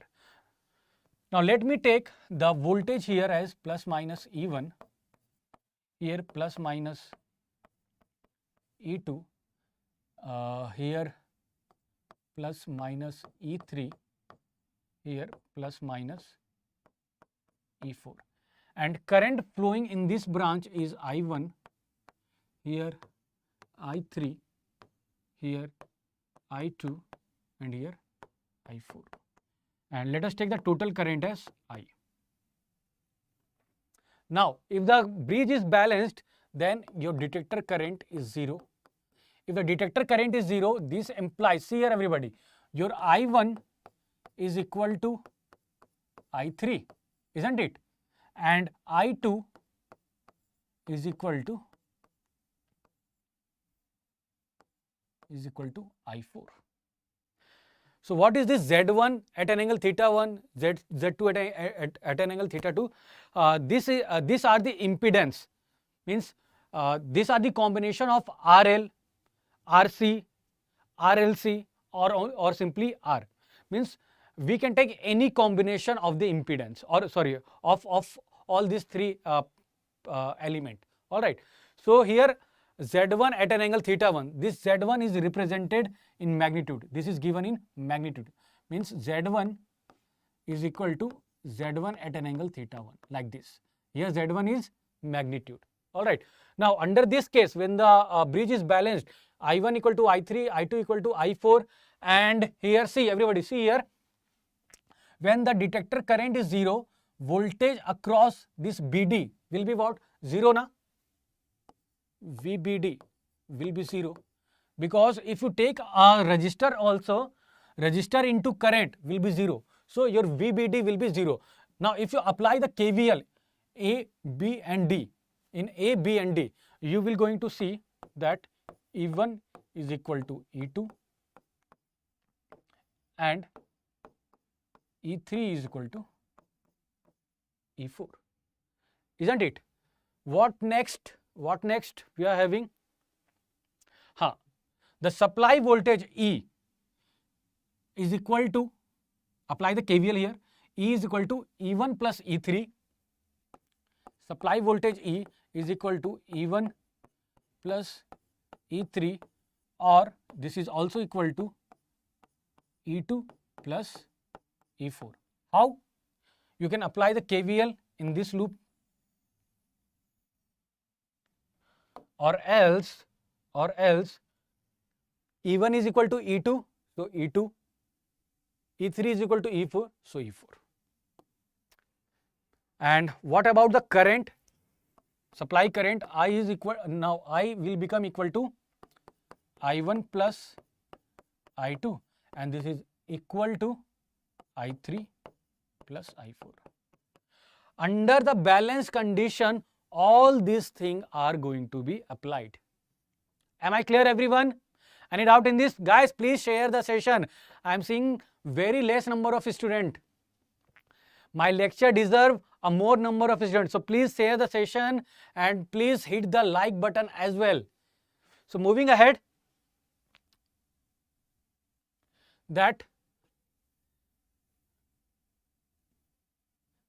under the balance condition, when detector current is 0, the opposite arm impedances, which is Z1 and Z4. So which is Z1 and Z4. So under balance condition, let me write here, under balanced condition,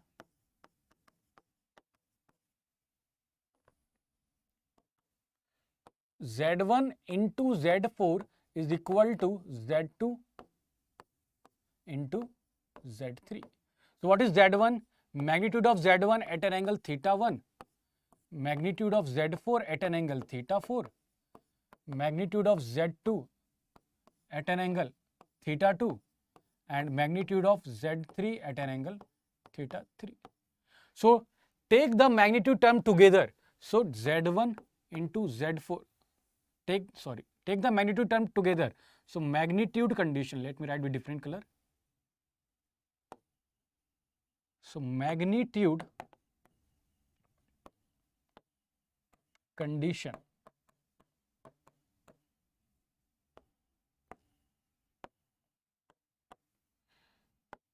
Z1 into Z4, this is magnitude, everybody. Z1 into Z4 is equal to Z2 into Z3. Next,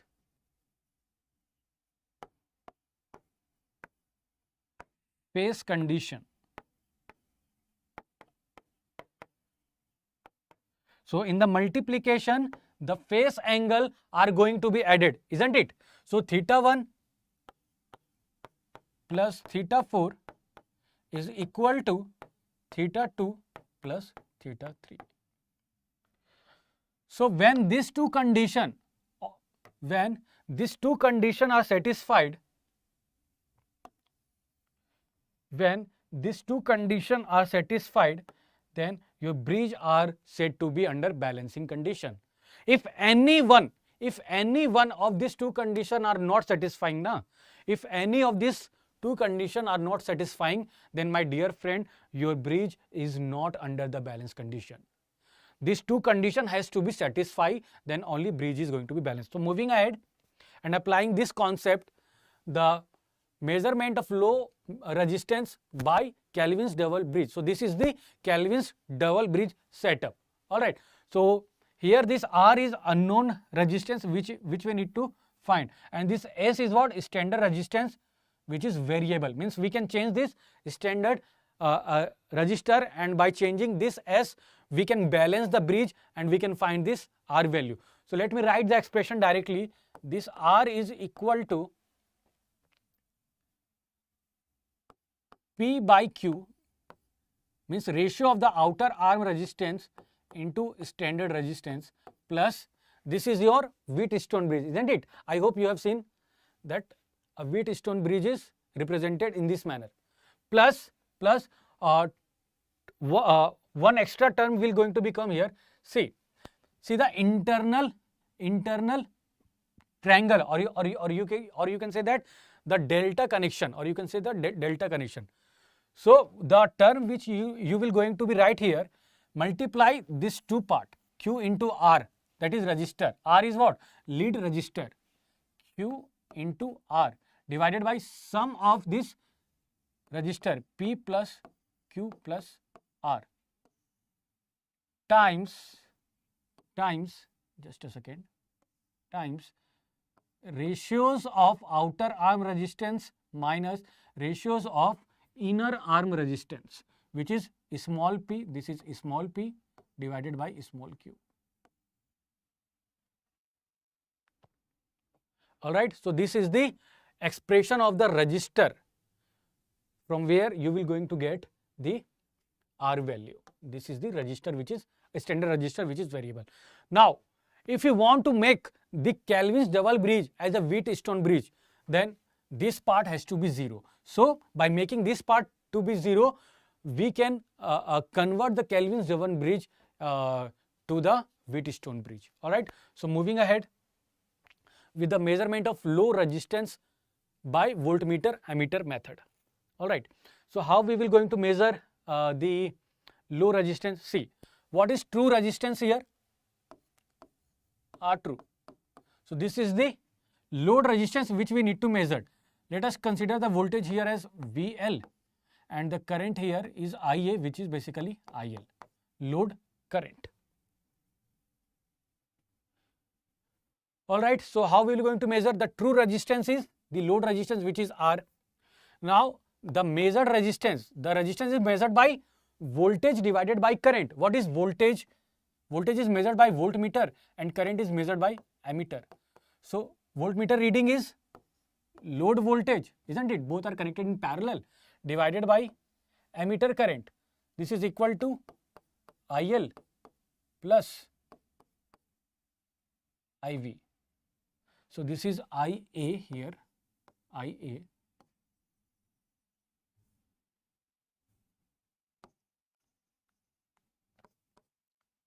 plus IL. Alright, so this VL divided by IL is written as VL by RL plus IV is written as VL by RV. So this will become RV into RL upon RL plus RV, means by taking the LCM. Here VL will going to be cancelled out. So this will be equal to RL parallel with RV. RL parallel with RV. So in the parallel,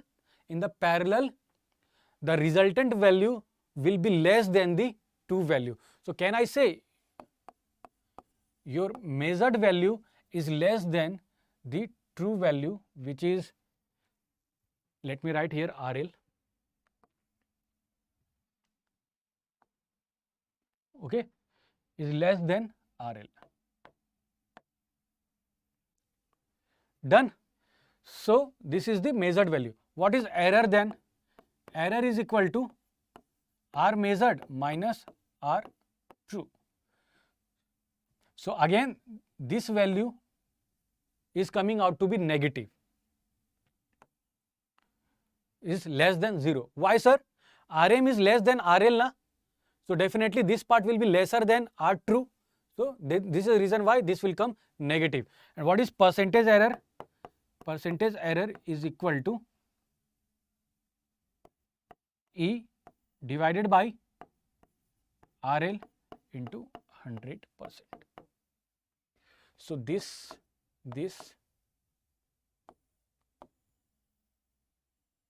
part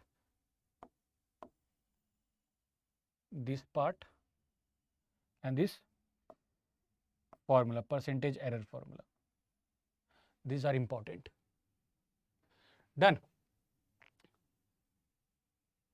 Now let us come to the measurement of low resistance by potentiometer method. Alright, so here we can measure the resistance by using the potentiometer. How? See, this is a setup of the potentiometer, and we know that this potentiometer is based on the method which is known as null condition. Null condition means whenever this detector or galvanometer shows 0 current, then this potentiometer is going to be balanced. Now let me take here this voltage 1.0186 as a standard voltage, ES. So this ES is basically what? This is proportional to the voltage drop across the length. Let us take this length as LS, this length. So here, particularly at this point, the voltage drop across this length is equal to ES. So can I say ES is proportional to LS? Now next, let us connect, means remove this ES and connect EX, which is the unknown EMF, which we need to measure. Unknown EMF, EX, which we need to measure. So EX on balancing means what? By moving this jockey from one point to the another point, then we can going to have the another balancing condition. Let us take here, the bridge is balanced for a length Lx at this point.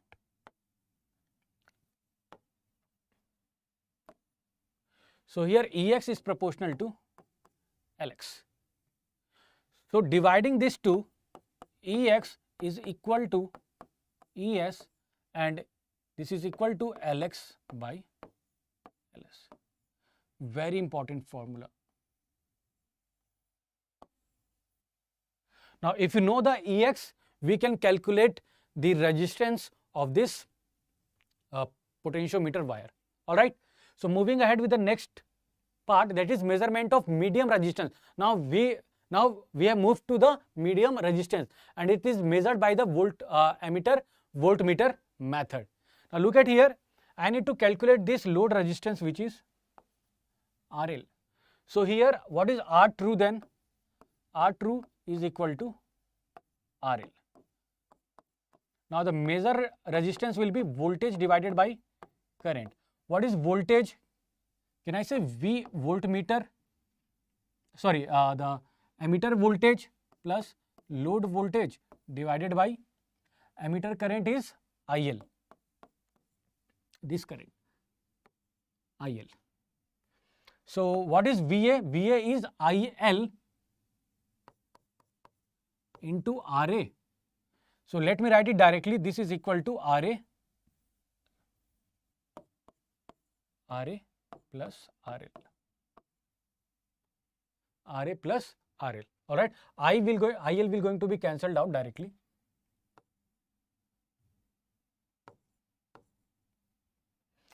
So this is RM. Now let us talk about the error. Error is what? R measured minus R true. So this is equal to small RA. And what is percentage error then? Percentage error is E upon R true into 100%.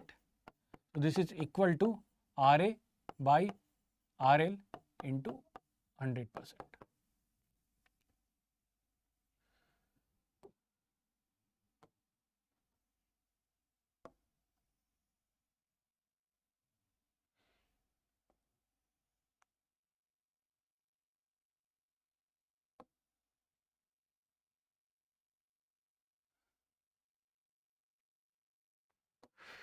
So this is RM. Done? Is it clear? Ashutosh, Shumeda, Sufal, Vipin, everybody? Is it clear now? So let us move to the next, that is measurement of medium resistance by Wheatstone bridge, which is the favorite bridge of the student, because this bridge we have learnt in the class 10th as well as in the class 11th and 12th as well, even in the academic also. So काफी गहरा नाता है इससे. So how we can measure the Wheatstone bridge, means the resistance by using the Wheatstone bridge. So this R is unknown resistance which we need to measure. Now applying the bridge balancing condition, multiplication of the opposite arms impedances or resistance you can say. So P into S is equal to the remaining impedances or resistance R into Q. So R is given by P by Q into S. This is what we have got in the Kelvin's double bridge. in the Kelvin's double bridge.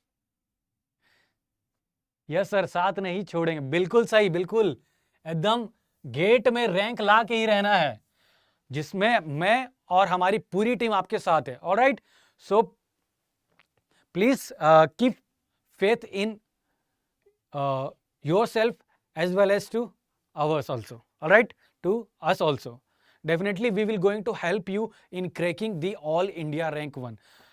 We and me and my team are giving our 100%, even in most of the cases more than the 100%, so that we can help you at the best level. All right, so for that we require your support. Alright, so please share the session, like the session and subscribe to our YouTube channel as well. Alright, so moving ahead, this unknown resistance we have got from the Kelvin's, we have seen in the Kelvin's double bridge always as well. Alright, so moving ahead with the next, that is measurement of high resistance by loss of charge method. Alright, so in this case, what we need to do,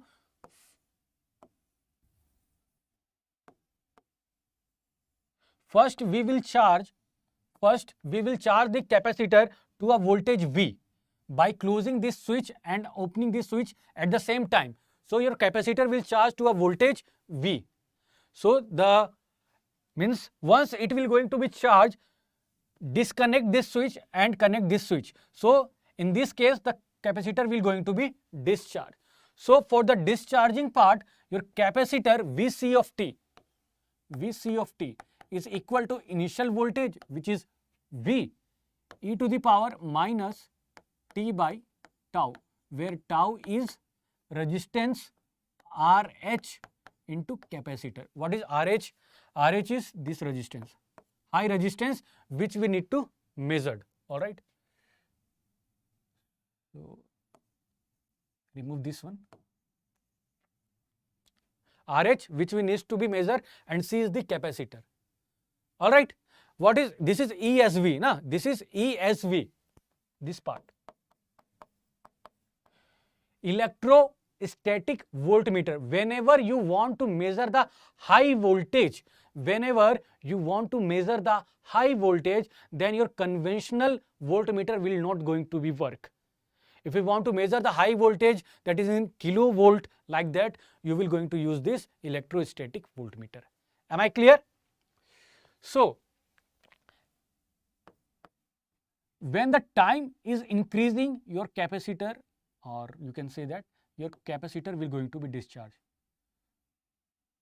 So at t equal to 5t, at t equal to 5 tau, not t, at t equal to 5t, your capacitor will going to be discharged. Now let us consider a instant, where the time is t1, and at this particular time the capacitor voltage is Vc t1. Now how we will come to know that capacitor voltage and the time? We can observe this thing in the oscilloscope. And from the oscilloscope, that is CRO, cathode ray oscilloscope, we can get the time as well as we can get the voltage at this particular time instant. Now let me write the expression of RH directly. So the unknown high resistance, which is RH, is equal to, see here, RH is equal to 0.434 T1 in second, whole divided by capacitor log with base 10, initial voltage of the capacitor, which is V, divided by voltage of the capacitor at the T1 instant.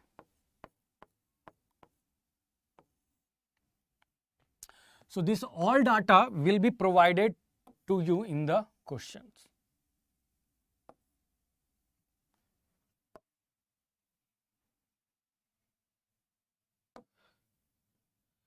Is it clear, everybody? So please remember this formula. This formula is very, very important. So moving ahead with the next part, that is measurement of self-inductance and the measurement of self-inductance. I think we should take a break here. We have taken a continuous class of the 2 hour. So I want some rest, and also I know that my student want to continue the class here because you guys are really an energetic guy. So, but definitely by continuously taking the class is very challenging. So we will take a break and we will going to refresh here, and we will going to start our lecture at 7:45.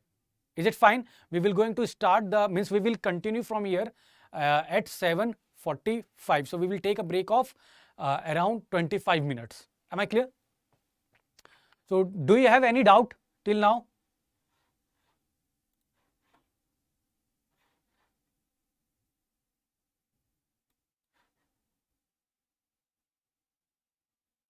Okay, so we will going to take a break here, and we'll meet at exactly 7:45. 7:45.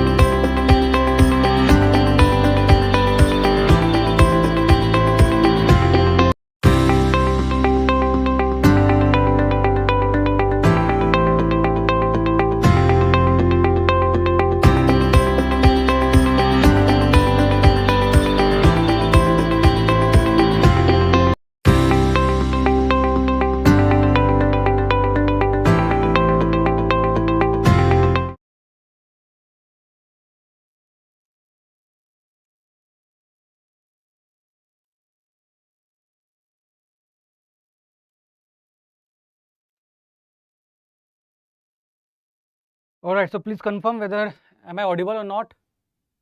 Anyone, please confirm.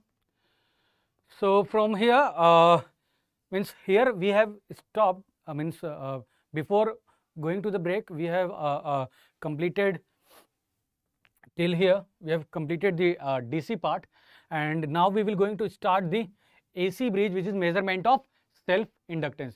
So guys, please reply, am I audible or not? Anyone, please reply once. Okay, all right. So here the measurement of self inductance can be done by the five bridges, which is Maxwell inductance bridge, Maxwell inductance capacitance, Hess bridge, Anderson bridge, and the Owens bridge. So let me take the first bridge here, that is Maxwell inductance bridge. Okay, so here R1 and L1, these are the unknown parameter which I need to measure, and R2 and L2, ignore this small r2, ignore this small r2. R2 and L2 are the variable impedance, you can say, variable resistor and variable inductor. So how we can going to find this R1 and L1? Apply the bridge balancing condition. So opposite arm impedance multiplication equal to remaining arm impedances multiplication. So once you do so, your R1 will be equal to R2 R3 multiply the opposite resistance.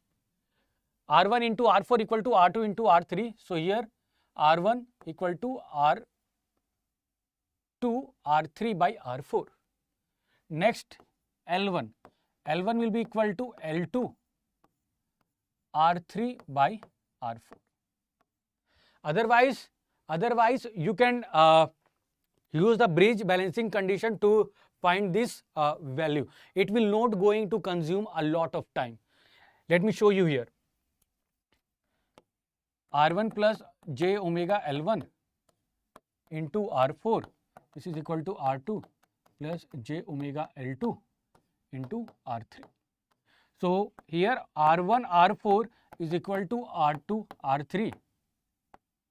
That is the real part, and from the imaginary part L1 R4 is equal to L2 R3. Only 3 steps, only 3 steps. So from here R1 equal to R2 R3 by R4 and L1 equal to L2 L3 by R4. Alright, so let me rub this. Now the next is we need to find the quality factor, that is Q. What is quality factor of this coil?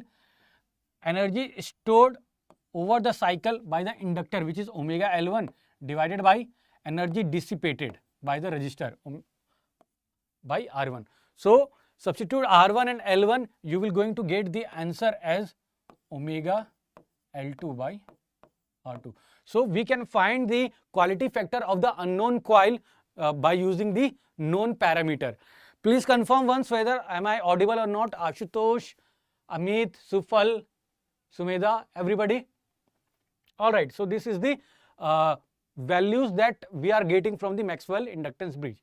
Let us move to the next bridge, that is Maxwell inductance capacitance bridge. So here R1 L1 is the same, the R2 and L2 is now replaced with R2, and here R4 is replaced with R4 parallel with C4. So your R1 in this case, the unknown resistors R1 is equal to R2 R3 by R4, and your L1 is equal to R2 R3 and C4, where R4 and C4 are the variables. Done. Now let us measure the quality factor Q, which is omega L1 by R1. Substitute L1 and R1 value, you will get omega R4 C4, omega R4 and C4. So here quality factor is depend on the capacitor and which is directly proportional. So if you want to measure the high quality coil, then definitely you would be requiring the large capacitor. Means if you want to measure the quality factor to be greater than 10, then the capacitor size should be in the farad, which is very high. Alright, so this means that we have a restriction that this bridge is used to measure the quality factor from 1 to 10, which is known as medium range quality factor. Medium range quality factor. Done. Next, this is Hayes bridge. In the Hayes bridge, how we will going to find the R1 and L1? See here, the R4 and C4. Earlier it was connected in parallel. Now those components are now connected in the series. So R1 is now equal to omega square R2, R3, R4, C4 square whole divided by 1 plus omega R4, C4 whole square. And L1 is equal to R2, R3, C4, R2, R3, C4 whole divided by 1 plus omega R4, C4 whole square. So if you see here, your bridge balancing condition depends on R2, R3, omega. So here from the Hayes bridge, the balancing part is very challenging. And this is the reason why this bridge has a limitation. The limitation is that this bridge is used to measure the quality factor having the greater than 10. The coil which is having the quality factor greater than 10, in that coil you will going to use this bridge. Am I clear? And what is quality factor here? Formula Q is equal to 1 upon C omega C4 R4. So here if you see, your quality factor is inversely proportional to the capacitor. So by using a small capacitor which can be easily manufactured, we can measure the high quality coil. So this is the advantage of this bridge. So moving ahead with the next bridge, that is Anderson bridge. So in the Anderson bridge, your unknown resistance R1 is equal to R2, R3 by R4. Done. The same formula. And the L1 is equal to C R3 by R4. C R3 by R4. Take these resistances and two at a time. So R2 into R, small r means, plus small r into R4 plus R4 into R2. So this will be your L1 value. Now what about the quality factor Q? This is equal to, just a second, this is equal to omega L1 R1. So substitute the value of omega, L1 and R1, you will going to have the quality factor as omega C divided by omega C divided by R2 into R2R plus R4 plus R4 R2. This is the quality factor, and the limitation of this Anderson bridge is that it is used to measure the low quality of the coil. Means here Q is directly proportional to C now. So since we are measuring the medium quality range from the Maxwell inductance bridge, so with the Anderson bridge we are left with the low quality inductance, which is Q less than 1. Alright, so with the Anderson bridge, low quality factor; with the Maxwell inductance capacitance bridge, medium quality factor; and with the Hayes bridge, high quality factor. Next, Owens bridge. Alright, so with the Owens bridge, we can also measure the R1 and L1. So here R1 and L1 value, R1 with the Owens bridge is equal to R3 C4 by C2, and L1 is equal to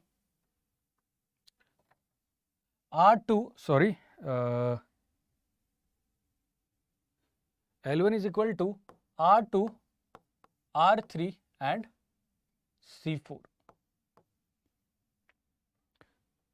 R2, R3 and C4. Now what about quality factor? Omega L1 by R1. So this is equal to omega R2 and C2. Omega R2 and C2. Am I audible? Everybody please let me know. Now moving ahead, sir, here we are doing the same thing that we have did with the other you can say bridges. Here the quality factor is proportional to capacitor. So since we are finding the this kind of quality factor with the Maxwell inductance bridge, then what is the use of this Owens bridge? The use of this Owens bridge is that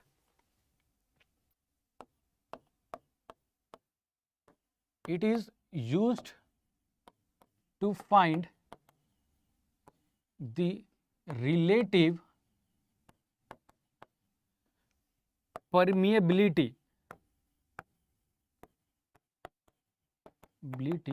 of a coil.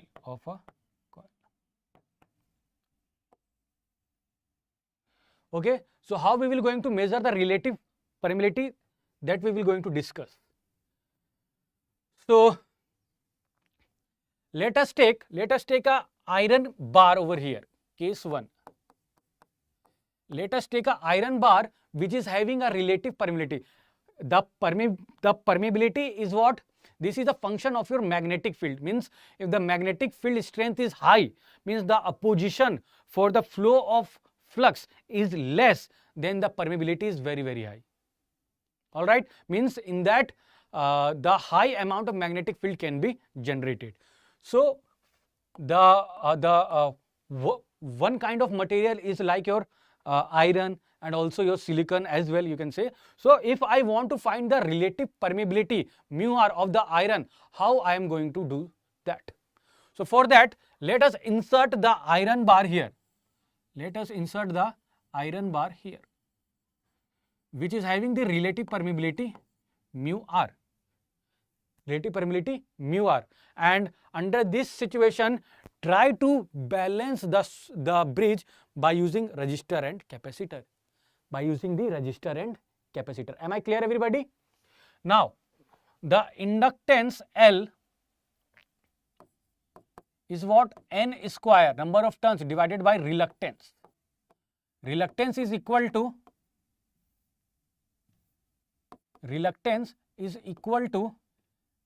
mean air gap length L divided by mu naught mu r, area of cross section of the coil. Let me write L here. Okay, so let us take this as case 1, means the inductance L1 for a case 1.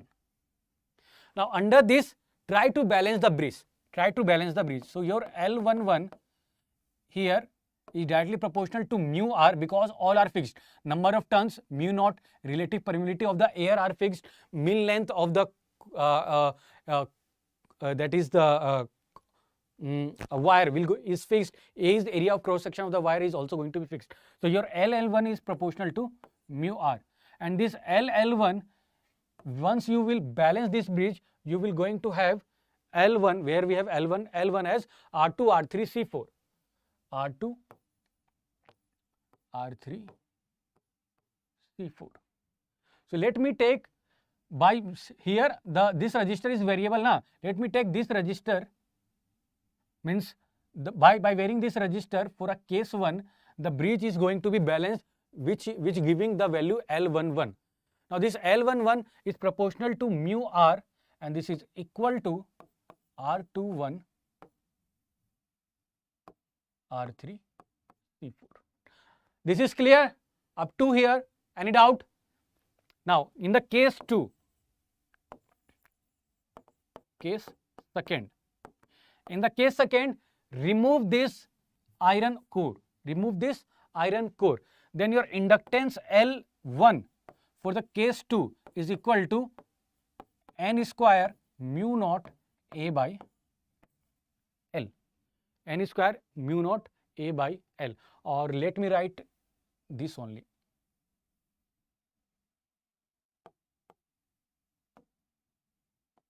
N square mu naught A by L, because at this time we have removed the permeability. Now, by use means if you are not changing any parameter, means for the case 1 whatever values you have set, whatever value you have set for R21, R3 and C4, and once you have removed this this iron ore, the bridge again will going to be unbalanced, isn't it? This means that your L11 is not equal to L12. So how we will going to balance? How we will going to balance? Do not change this R3 and R4. Sorry, R3 and C4. Do not change this R3 and C4. Only change this resistor. Only try to maintain the bridge balance, try to maintain the balancing condition by using this resistor. Let us take the resistor R2 for a case 2. R2 for a case 2. Now, by using this resistor, your bridge is again going to be balanced. Now, using this 2, L11 divided by L12, L11 divided by L12 is equal to, this 2 part will going to be cancelled and give you omega R, and this is equal to R21 divided by R22. Since this R21 and R22 are known by me, or it has been set by me, so by using the ratio of these two, I can get the relative permeability omega R. This is clear, everybody? Please let me know. Is this point is clear to you?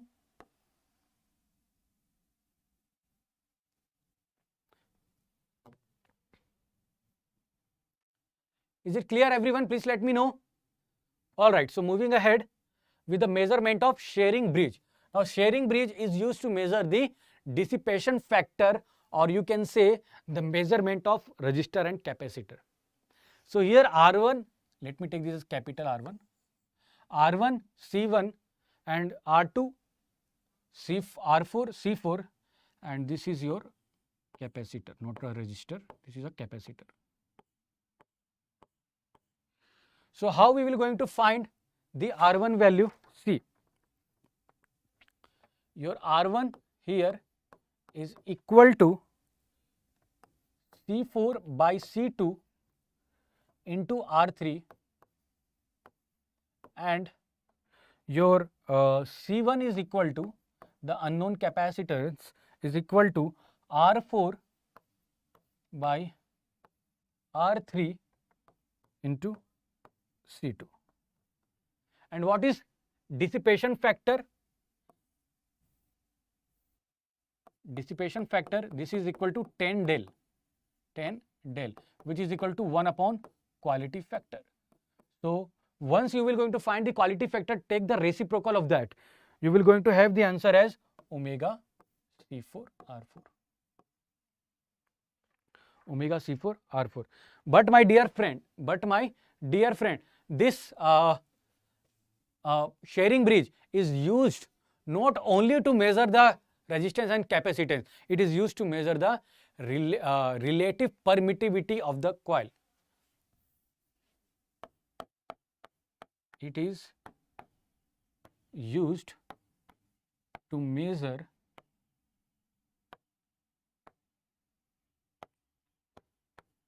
relative permittivity of a material, not a coil, of a material.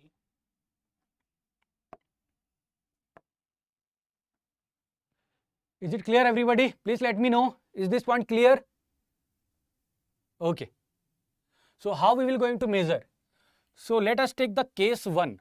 Let us take the case 1, where you have a capacitor like this.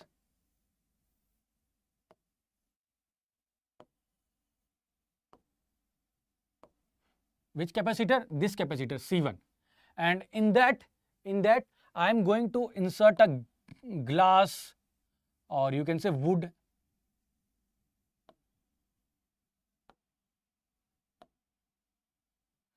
This is the glass, you can say, which is having a relative permittivity of epsilon r. Relative permittivity of epsilon r. let me take this thickness, just a second, this thickness or this length as T and this length as D.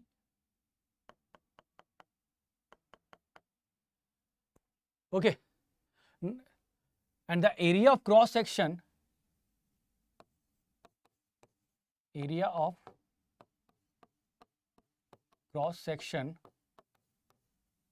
of plate means the horizontal part, the area. This plate is like this.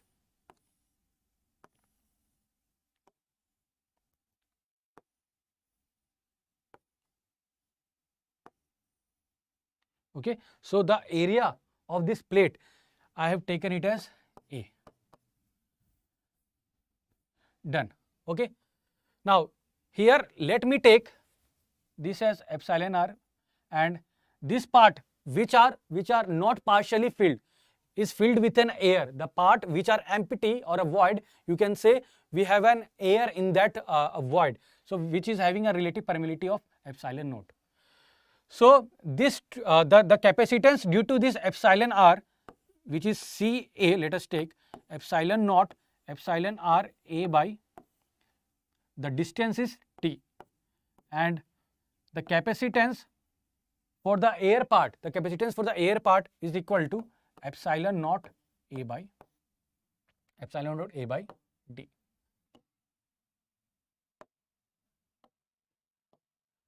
Here the capacitor for the case 1 means this C1 for the case 1. Look at here. These two capacitors are connected in parallel. How, sir? Whenever the area of the two capacitor is same, are same. Whenever the area of the two capacitor are same, then the coils, the capacitor are connected in series. So in the series connection of the capacitor, it is given as Ca into Cb whole divided by Ca plus Cb.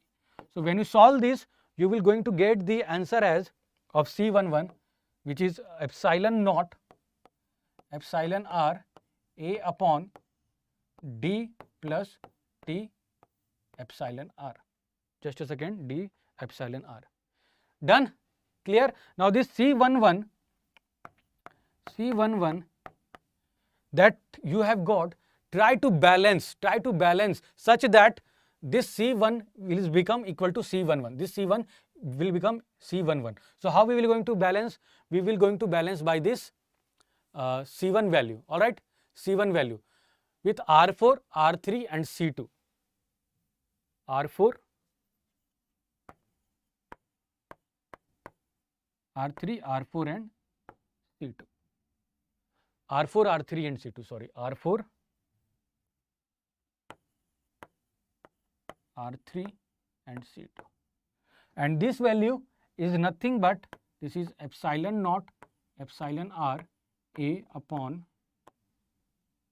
D plus T epsilon r.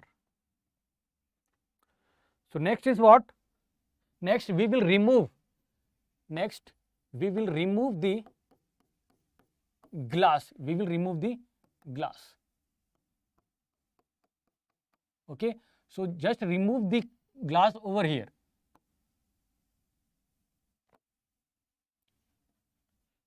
Now once you will remove the glass, the whole part of the plates is now filled with an air. So can I say, under this case, the capacitor C12, under this case capacitor C12 is equal to C11? No, these two capacitance are not going to equal. Why, sir? You are not changing any parameters, means you are not changing any parameters over here. So definitely your C11 is not going to equal to C12. All right, am I clear? Now then how we will going to calculate this epsilon r? So for that, what we need to do, fix one plate and move the other plate, such that this C12 will become equal to C11. So let us take the initial plate position was here, and now when you have moved the plate by a position x, by a distance x, you can say, by a distance x, the bridge is going to be balanced. So this is filled with epsilon naught. And what is this distance now?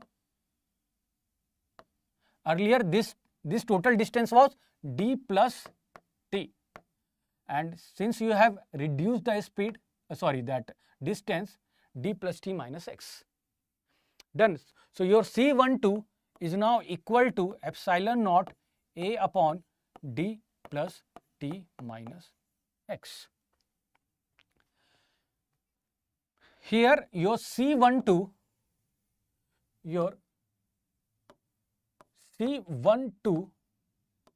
is equal to C11. This you have balanced by moving this plate. So your epsilon naught a upon d plus t minus x is equal to epsilon naught epsilon r a upon d plus t epsilon r. Done. So when you solve this, you will get the epsilon r as t upon t minus x. Very important result.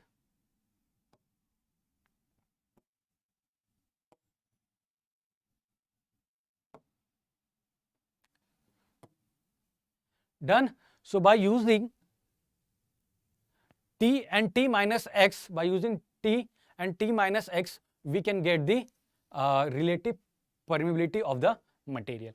I hope this point is clear to you. Now let us move to the next bridge, that is measurement of frequency by using Vane's bridge. Now how to identify the bridge is a Vane's bridge or not?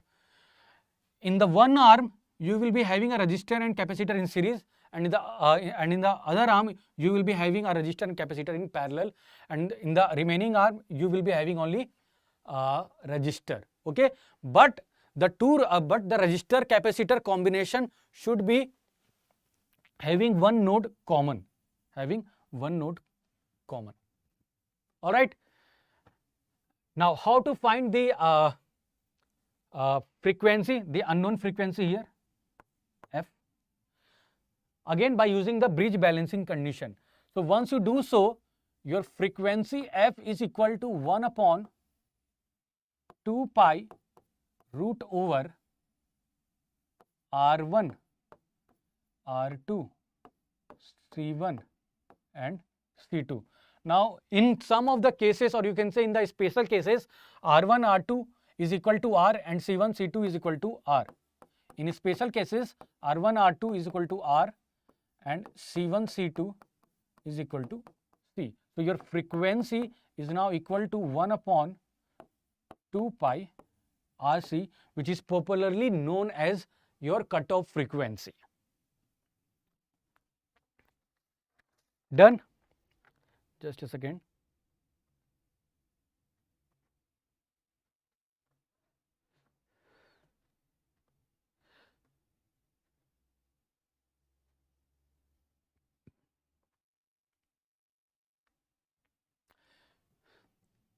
Done? Clear? Any doubt in this? Please let me know.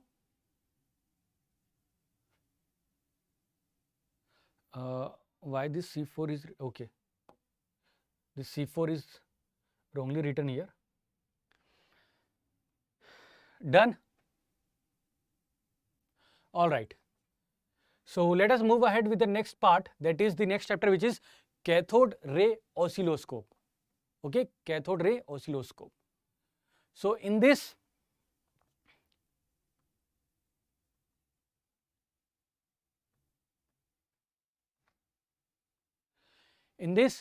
the one important thing of formula, the formula that CRO is having is the electrostatic deflection. What is electrostatic deflection? The change or you can say the deviation from the center towards the y direction. So the distance d, that we need to find, or you can say that this y value means at what angle, or you can say by at what height, which is y, this deflection is taking place. So this y is equal to this y is equal to half of E Ey whole divided by m v naught x whole square into x square into x square. So what is Ey? This value is Ey. Just a second.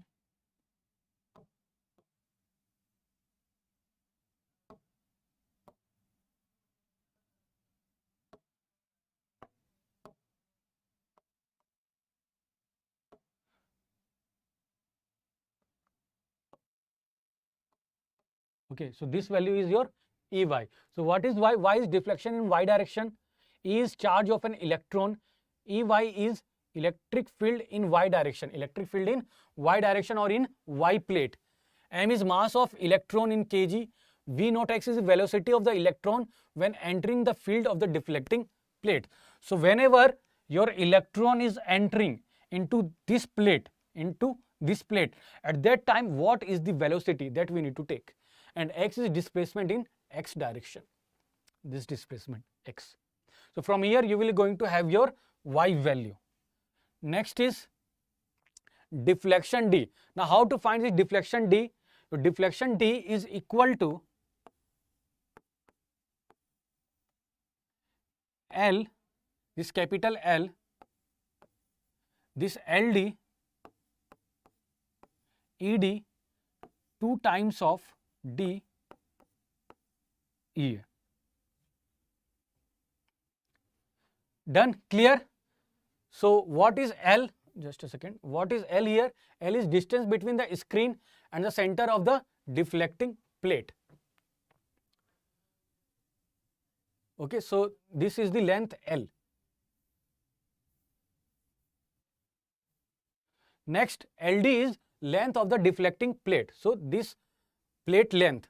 Next, potential between deflecting plates. So here ED, this ED value, whatever voltage you are applying across this plate will be ED. Small d is distance between the deflecting plate. So this distance is D, which is written here. And the next is EA, voltage of the pre-accelerating anode. So before this part, we have one element in the CRO which is known as pre-accelerating anode voltage. So what is the purpose of the pre-accelerating anode voltage is to accelerate the electron's speed, So that voltage EA. Now this is the deflection.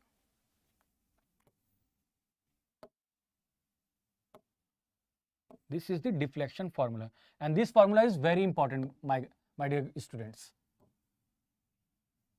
So next, deflection sensitivity. Deflection sensitivity is given as S equal to D upon ED. See here, D upon ED. So this is equal to L into LD, L into LD whole divided by 2 times of D into EA. So this is equal to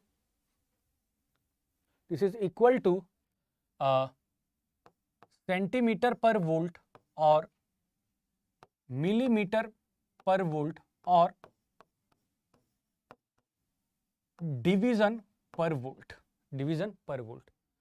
Next come to deflection factor. Deflection factor G is equal to reciprocal of the deflection sensitivity, and this is equal to 2 times of D EA upon capital L into LD, and the unit is volt per centimeter or volt per millimeter or volt per division.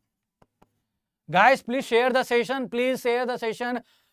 I want session to be very interactive and a healthy session. Please share the session with your friend and also hit the like button and subscribe to our YouTube channel. Alright, so moving ahead with the next formula that we are going to have is finding unknown signal phase angle. Means this is basically, you can say that, XY plate, and by using the XY plate we can observe the Lissajous pattern, and from that Lissajous pattern we can find the unknown frequency, we can find the unknown phase angle of the unknown signal. Am I clear? So this is the case where we are supposed to find the unknown phase angle of the unknown signal. So how we will going to find? So suppose this is your one Lissajous figure which is having the major axis in the first and the third quadrant. Okay, so here two possibilities is possible. The first possibility is direction in clockwise or direction in anti-clockwise. But in the two cases, your major axis has to be in first and third quadrant. So if the direction is clockwise and your major axis is in first and the third quadrant, then your phi is equal to sine inverse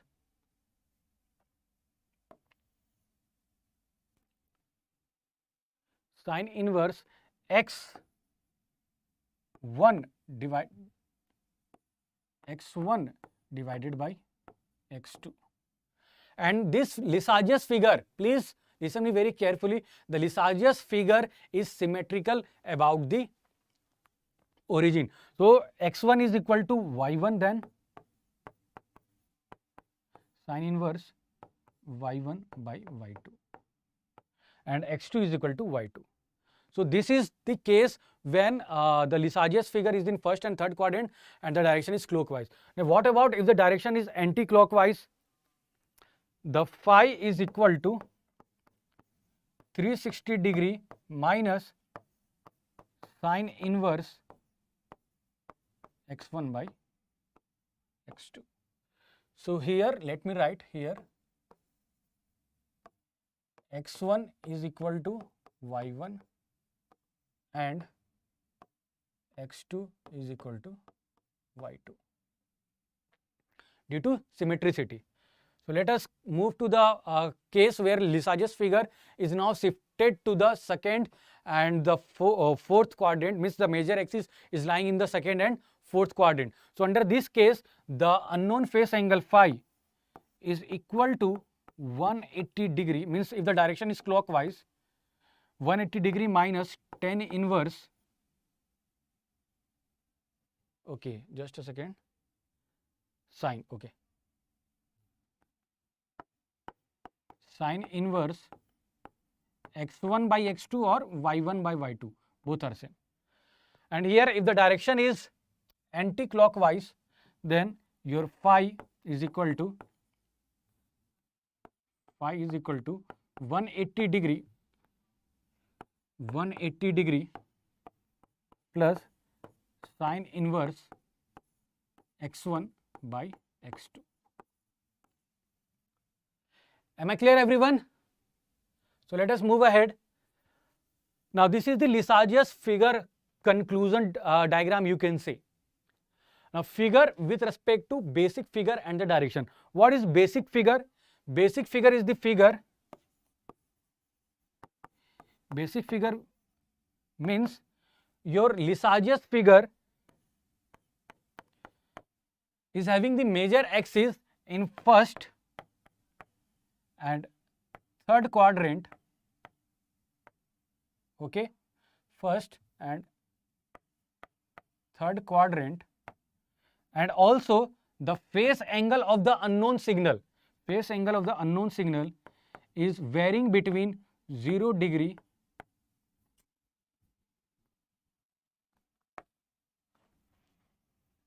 just a second,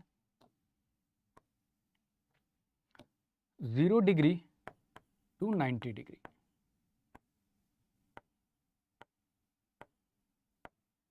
Okay, so Lissajous figure means major axis is in first and third quadrant and the phase angle is between 0 degree to 90 degree. Now for the figure lying in the second and fourth quadrant, the phase, the figure will be mirror image of the basic figure. Suppose your figure is like this,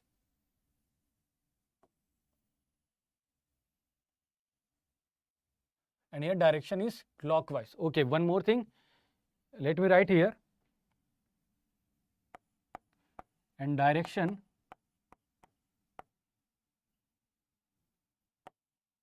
is clockwise. This three thing is known as the basic figure. Okay, the direction is clockwise and major axis is first and third quadrant.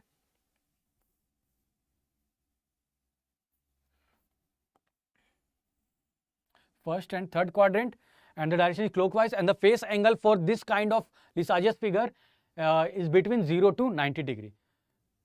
Now, if you want, if you are provided with this Lissajous figure having the direction in clockwise direction, then means the diagram is same. Here whatever diagram is for first and third quadrant, and the same, that is the mirror image diagram that you are provided with, and you are supposed to find the phase angle for this figure. Then how we will going to find the phi for this part, for this Lissajous figure.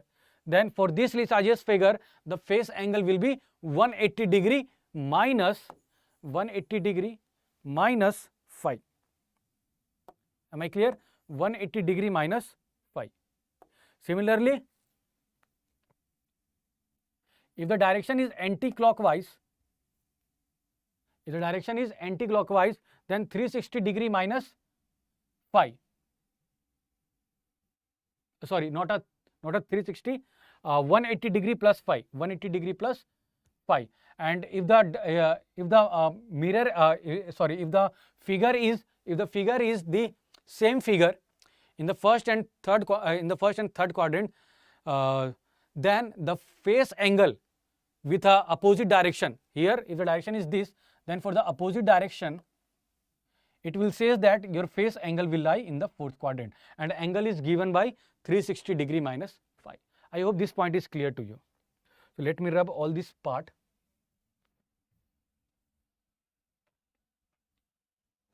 And this is the conclusion. Okay, so Lissajous figure phi having angle phi between 0 to 90 degree, then Lissajous figure mirror image phi will be 180 degree minus phi or 180 degree plus phi for the mirror image, and with the same Lissajous figure 360 degree minus phi. Now depending on the rotation, the mirror image and the direction is clockwise as that of the Lissajous figure, the angle will be 180 degree minus phi. And if the angle is anti-clockwise for the mirror image, your angle will be 180 degree plus phi. And if for the same Lissajous figure direction is anti-clockwise, then you will be having the angle as 360 degree minus phi. And the range for this two is 0 to 180 degree, and for this part range is 180 degree to 360. I hope this point is clear. Now let us move ahead.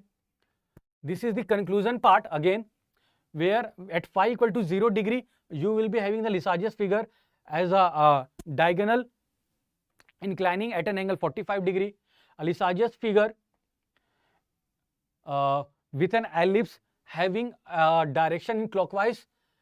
The phase angle phi will be given as sine inverse x internal by x max. What is x internal? X internal is x1 only. X internal is x1, and x max is what? This is x2. Okay. This x1 is x internal and x2 is x max.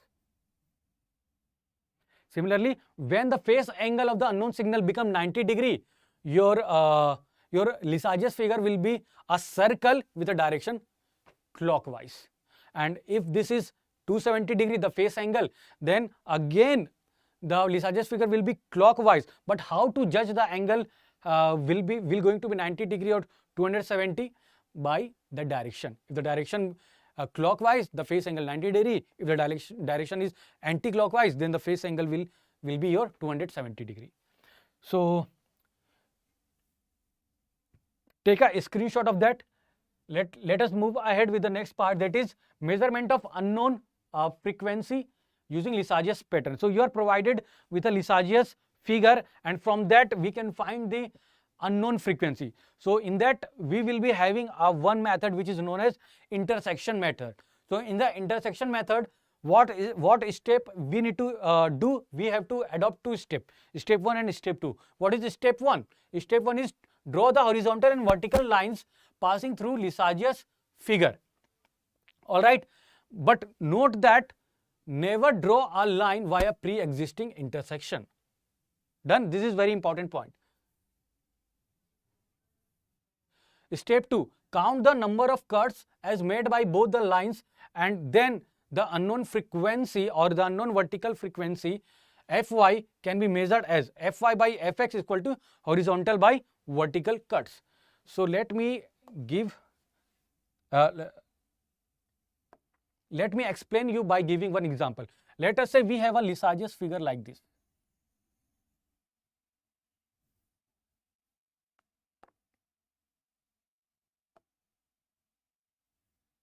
Okay, let me draw it itself. So suppose this is your Lissajous figure, and your horizontal frequency is given as, let us say, 10 kilohertz. So I need to find the vertical frequency, which is Fy. So how I will going to find? I will going to find by using this formula, Fy by Fx. This is equal to horizontal cuts divided by vertical cuts. Now how to find the vertical cuts? So you can draw the vertical cuts as this. So from here, how many cuts you are having? 1, 2, 3 and 4. Done. One may also draw the cuts like this.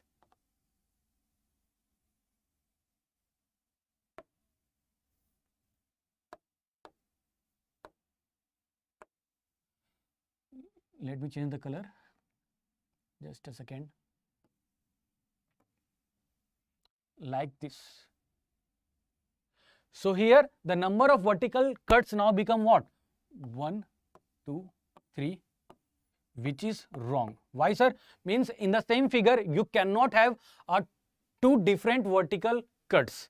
So which cuts we need to consider? Whether we have to choose 4 or 3. The 4 is going to be correct. Why? Because if you see here, this is a pre-existing intersection. So if you read the step 1 point, never draw a line via pre-existing intersection. So this is the meaning of pre-existing intersection. Never draw a line via pre-existing intersection. Now draw the vertical lines. Sorry, not a vertical, horizontal line.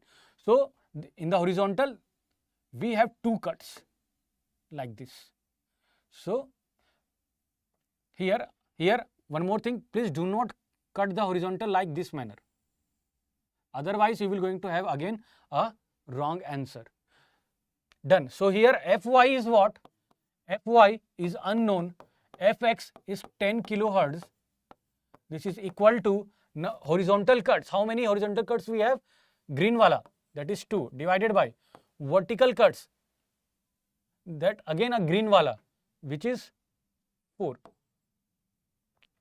Okay, horizontal cut by vertical cut, so 2 by 4. So from here Fy will be equal to 5 kilohertz. So in this way you will going to get the answer. I hope this is clear. So 1 is not correct. Done. So let us move ahead with the next chapter, that is chapter 8, which is the last chapter in our syllabus. So in the chapter 8, this is the connection of the Q meter, where we have an oscilloscope, or not an oscilloscope, oscillator, in which we have a variable frequency and an input, and in that input we have a voltmeter to measure this input. We have an electrostatic voltmeter to measure the voltage across this capacitor. Alright, and this is a coil. This is a coil for which we need to find the quality factor. Am I clear? Now the basic principle of this connection is what? The basic principle of this circuit is what? is to measure the quality factor of a coil and the unknown parameter R coil, L and CD. Now the basic principle that this Q meter is working is what? That is the principle of resonance. Means if the resonance is occurring in the circuit, in this circuit, then we can measure the quality of the coil. Am I clear? Just a second.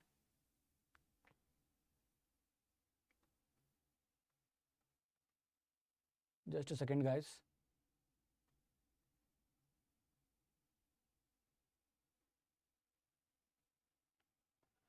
Done. So how we will going to measure? Just a second. How we will going to measure the error, percentage error and the correction factor? Just a second, just a second.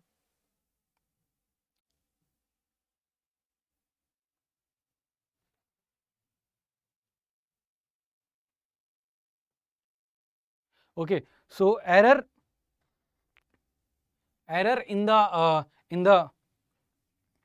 what you can say, in the quality factor in this Q meter, the error in this Q meter is given by the three parameter. The three parameters are distributed capacitance or a parasitic capacitance, the small resistance of this oscillator, let us say R, okay, small resistor of the oscillator R here, and due to this R coil, or sorry, not due to R coil, due to inductance, parasitic inductance. So we have three kind of errors. Errors due to R means in the measurement of the quality factor due to this Q meter, we will be having an error with three factor, depending on the, it depends on the three factor. Error due to small r, error due to CD and error due to the impedance, or you can say the parasitic impedance. So here error is equal to, just a second, let me write here. In the quality factor, this is equal to Q indicating, which is measure, minus Q true, minus Q true.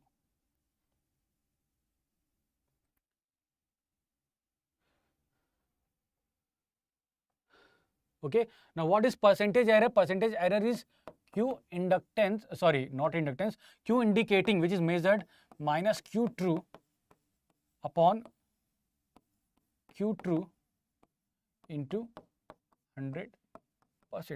Now what is correction factor? Correction factor is the same as that we have seen in the measurement of power. So here Q true divided by Q measured, or you can say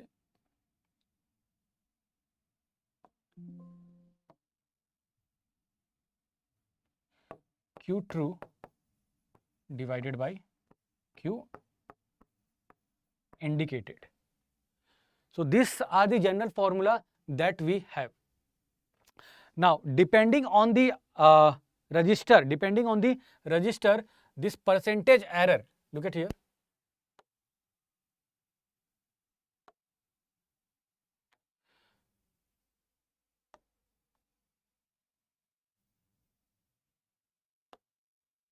Depending on the resistor,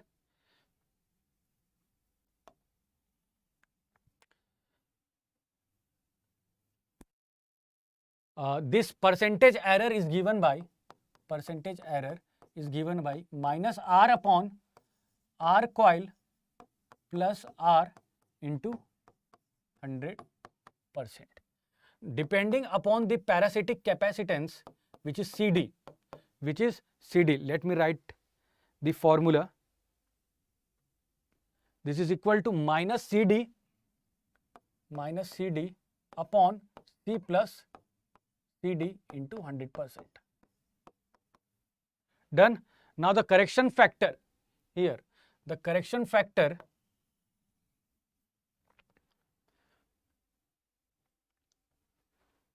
that is Q true is equal to Q indicated 1 plus R upon R coil. And due to parasitic capacitance, your Q true is equal to Q indicated 1 plus CD by C.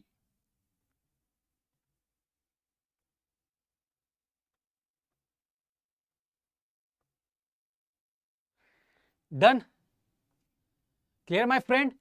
Let us move ahead with the percentage error due to insertion resistance that I have written, which is equal to minus R upon R coil plus R into 100%, and error due to self capacitance, that is minus CD upon C plus CD into 100%. Now, measurement of self inductance. How we can going to measure this self inductance such that we can measure the Q, so that we can measure the Q true. See, the Q indicating is given by the meter, by the Q meter. C is the variable capacitor. This is known to me. The unknown parameter is CD. So once you know the CD, we can find the Q true value. So how we will going to find the Q true value? By finding this CD. So let us find the CD here first. So CD is equal to C1 minus N square C2 upon N square minus 1. What is N?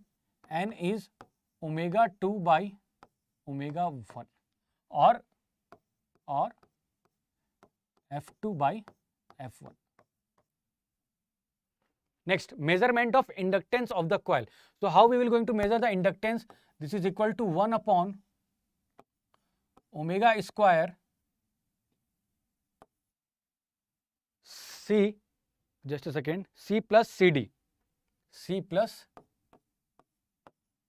CD, or let me take omega 1, means the frequency that you have set to get the capacitor 1, those two value we have to substitute here, or this formula is also equal to 1 upon omega 2 square C2 plus CD. So this C1 is set by the frequency F1 or omega 1. This C2 has been set by setting the resonating frequency F2. So we need to take those parameters. If you are taking omega 1 or F1, then you will take C1. If you are taking F2, then you will have to take the C2 value. Am I clear? Just a second.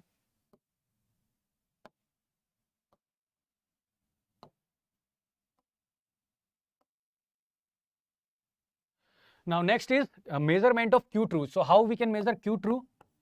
So Q true is equal to Q measured or indicated 1 plus CD by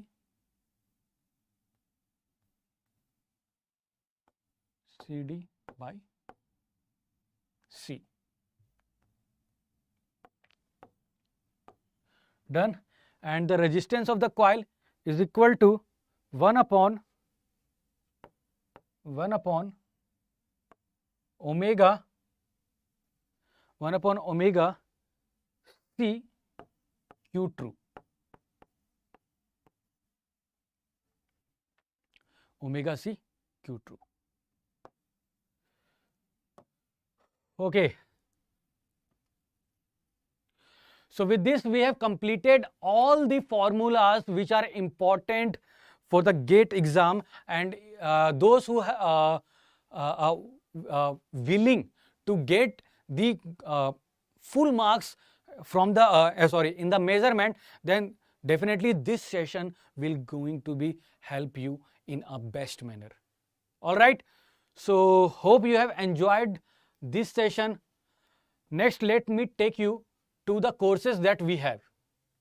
So this is our this is our website where once you will going to be enter into our website, you can go into this tab which is Get ME. Please do not get confused it with ME. So once you will going to be go into this tab Get ME, you will going to have the courses related to your stream. All right.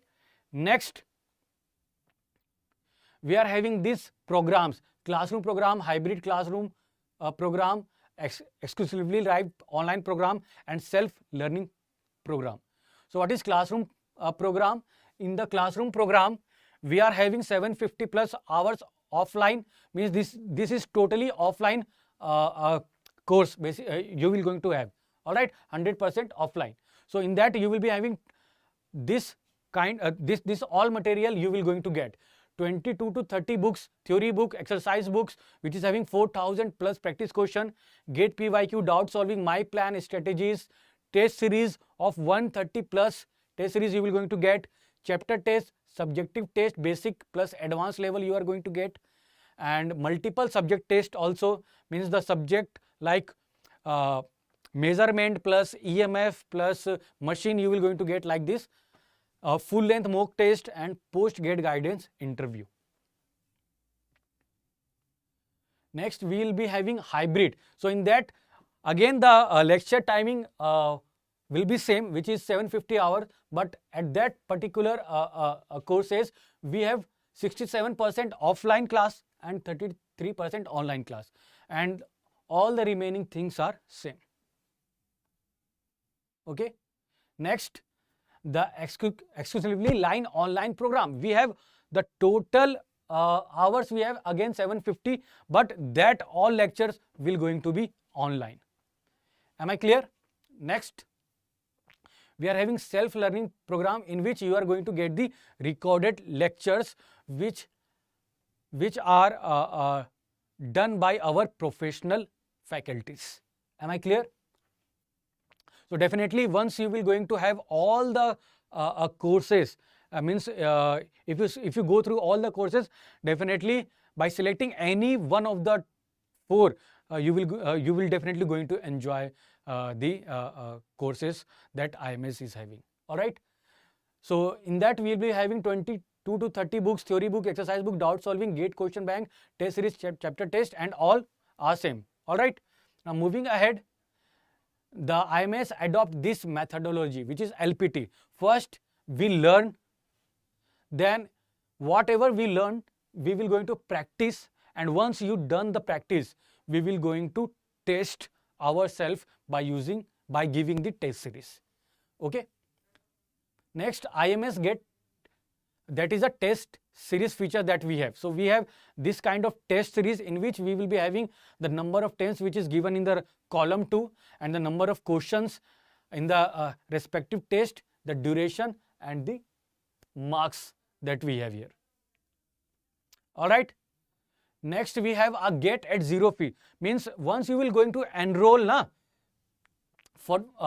you will going to get the you will going to get the 0 fee program. What is 0 fee program? Means without investing any single rupee, you will going to get the 100 plus hours of concept video, 12 chapter test, 6 subject test, and 6 past GATE paper.